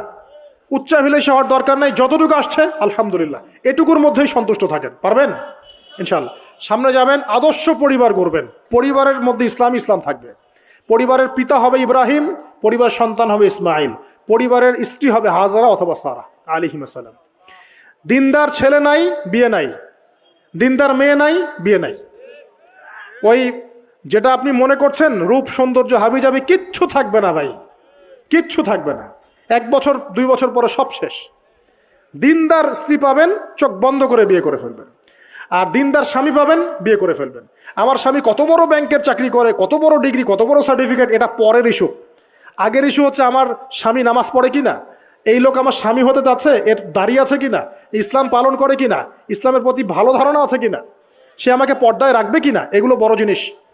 পরিবার গড়ব ইসলামিক ভিত্তিতে, ইসলাম নাই, পরিবার নাই। এমনকি পরিবার গড়ার পরেও যদি দেখেন যে পরিবারের সদস্যদেরকে বোঝাতে বোঝাতে আপনি ক্লান্ত হয়ে যাচ্ছেন, পরিবারের সদস্যদেরকে দিন বোঝাতে আপনি ক্লান্ত, কিছুতেই দিন বুঝতে চায় না, আপনি আসহাবুল কাহাফ হয়ে যান, তাও ভালো। বুঝেন নাই? আপনি নিজের চটকায় তেল দেন, ওটা বাদ দেন, ওর কবরের হিসাব ওর উপর ছেড়ে দেন, আপনি ইব্রাহিম হয়ে যান, আপনি আসহাবুল কাহাফ হয়ে যান, তাও ভালো। ইসলাম নিয়ে কোনো কম্প্রোমাইজ নাই। পরিবারের সদস্যরাও যদি আল্লাহর পথে চলার ক্ষেত্রে প্রতিবন্ধকতা সৃষ্টি করে, বাদ দিয়ে দেন, দরকার নাই। আল্লাহর জমিন প্রশস্ত, আল্লাহর জমিন প্রশস্ত, আল্লাহর রিজিক প্রশস্ত ইনশাআল্লাহ। আল্লাহ পাক উত্তম আরো কিছু দিবেন আপনাকে ইনশাআল্লাহ তাআলা। খেয়াল রাখবেন, পরিবারের মধ্যে ইসলাম থাকতে হবে। এখানে কিন্তু আপনাকে কেউ বাধা দিবে না, এর কর্তা আপনি নিজেই। আল্লাহ পাক তৌফিক এনায়েত করুন, আমিন। পাশাপাশি সৎ কাজের আদেশ করেন, অসৎ কাজে নিষেধ করেন। মুসলিম উম্মার মধ্যে ঐক্যের চেষ্টা করেন, বিভক্তি সৃষ্টি করবেন না। সবার মধ্যে ভালো জিনিস আছে, নিয়ে নেন, খারাপগুলো ছেড়ে দেন। এমন কোনো সংগঠন বা দল বা জামা নাই যার 100%ই পরিশুদ্ধ, এমনটা কোনো নাই, কোথাও নাই। সবার মধ্যেই কিছু না কিছু ভুল থাকবেই, কিছু না কিছু ফল্ট থাকবেই। ওই ফল্টগুলোকে নিয়ে যদি আপনি পড়ে থাকেন আর কাদা ছড়াছড়ি করতে থাকেন, কাজ হবে না। এখন এই যুগটা সেই যুগ না। এটা কি সাহাবীদের যুগ যে চুল ছেঁড়া বিশ্লেষণ করতে হবে? এখন কি খেলাফা কায়েম আছে? সাহাবীদের যুগে খেলাফা কায়েম আছে, ইসলামিক অর্থনীতি কায়েম আছে, ইসলামিক রুলিংস চলছে। তখন সূক্ষ্ম বিষয় নিয়ে সাহাবীরা একে অপরের সাথে কনফ্লিক্টে যাচ্ছে, মত পার্থক্য হচ্ছে। আর এখন তো কিছুই নাই, এখন আপনি ওই ছোটোখাটো বিষয় নিয়ে পড়ে আছেন, বড় বিষয়ের তো খোঁজ নাই এখন। আল্লাহ পাক আমাদেরকে বোঝার তৌফিক এনায়েত করুন, আমিন। সামনে এগিয়ে যাবেন এবং দ্বীনের জন্য কিছু করার চেষ্টা করবেন। আপনার জান, আপনার মাল, আপনার সময় শ্রম দিয়ে ইসলামের জন্য কিছু করে যাওয়ার চেষ্টা করেন। কিছু না পারেন একটা এতিমখানা করেন, একটা মাদ্রাসা করেন, একটা মসজিদ করেন, ঠিক আছে, একটা সামাজিক সংগঠন করেন, একটা কি বলবো, আপনি যদি পলিটিক্সও করেন করেন, কোনো সমস্যা নাই, কিন্তু এটাকে ভালোর দিকে নিয়ে আসেন, ন্যায়ের দিকে নিয়ে আসেন। দুর্নীতি অন্যায় বাদ দেন, অন্যের ক্ষতি করা বাদ দেন, অন্যের গীবত তোহমত সংস্কৃতি বাদ দেন, ভালো কিছু করেন, সামাজিক কাজ করেন, মানবতার কাজ করেন। আপনি যদি লিখতে পারেন লিখেন, বলতে পারলে বলেন। আপনি কিচ্ছু করতে পারেন না, অ্যাটলিস্ট আপনি ইসলামপন্থীদেরকে সাপোর্ট দেন, আপনার সম্পদ দিয়ে, আপনার অর্থ দিয়ে সাপোর্ট করেন। কিচ্ছু করতে পারছেন না, কিছুই করার ক্ষমতা নাই, নিজেকে নিয়ে ব্যস্ত থাকেন, আগুন উস্কে দিয়েন না। মনে করেন আপনার কিছু করারই ক্ষমতা নাই, কোনো যোগ্যতা নাই, ঠিক আছে, আপনি চুপ থাকেন, অ্যাটলিস্ট আপনি আগুন উস্কে দিয়েন না, নিজেকে নিয়ে ব্যস্ত থাকেন, আপনি আপনার কাজ করেন। আল্লাহ পাক আমাদের সবাইকে দিনের জন্য কিছু করার তৌফিক দান করুন, আমিন। আর সবশেষ কথা হচ্ছে যে বর্তমান অর্থনীতি, সমাজনীতি, বিশ্ব ওয়ার্ল্ড পলিটিক্স, এগুলো খুব ভালো করে পড়াশোনা করবেন, করে কোরআন সুন্নাহর সাথে মেলাবেন, আখিরুজ্জামানের হাদিস এবং আয়াতগুলোকে স্টাডি করেন, সমসাময়িক প্রেক্ষাপটের সাথে এই পরিস্থিতিগুলো মেলানোর চেষ্টা করেন। দেখবেন আপনার চোখ আল্লাহ খুলে দেবে ইনশাআল্লাহ। এবং ইনশাআল্লাহ আজ্জা ওয়াজাল আপনি এমন কিছু সলিউশন জাতির সামনে উপস্থাপন করতে পারবেন যেটা আর 10 জন পারছে না ইনশাআল্লাহ।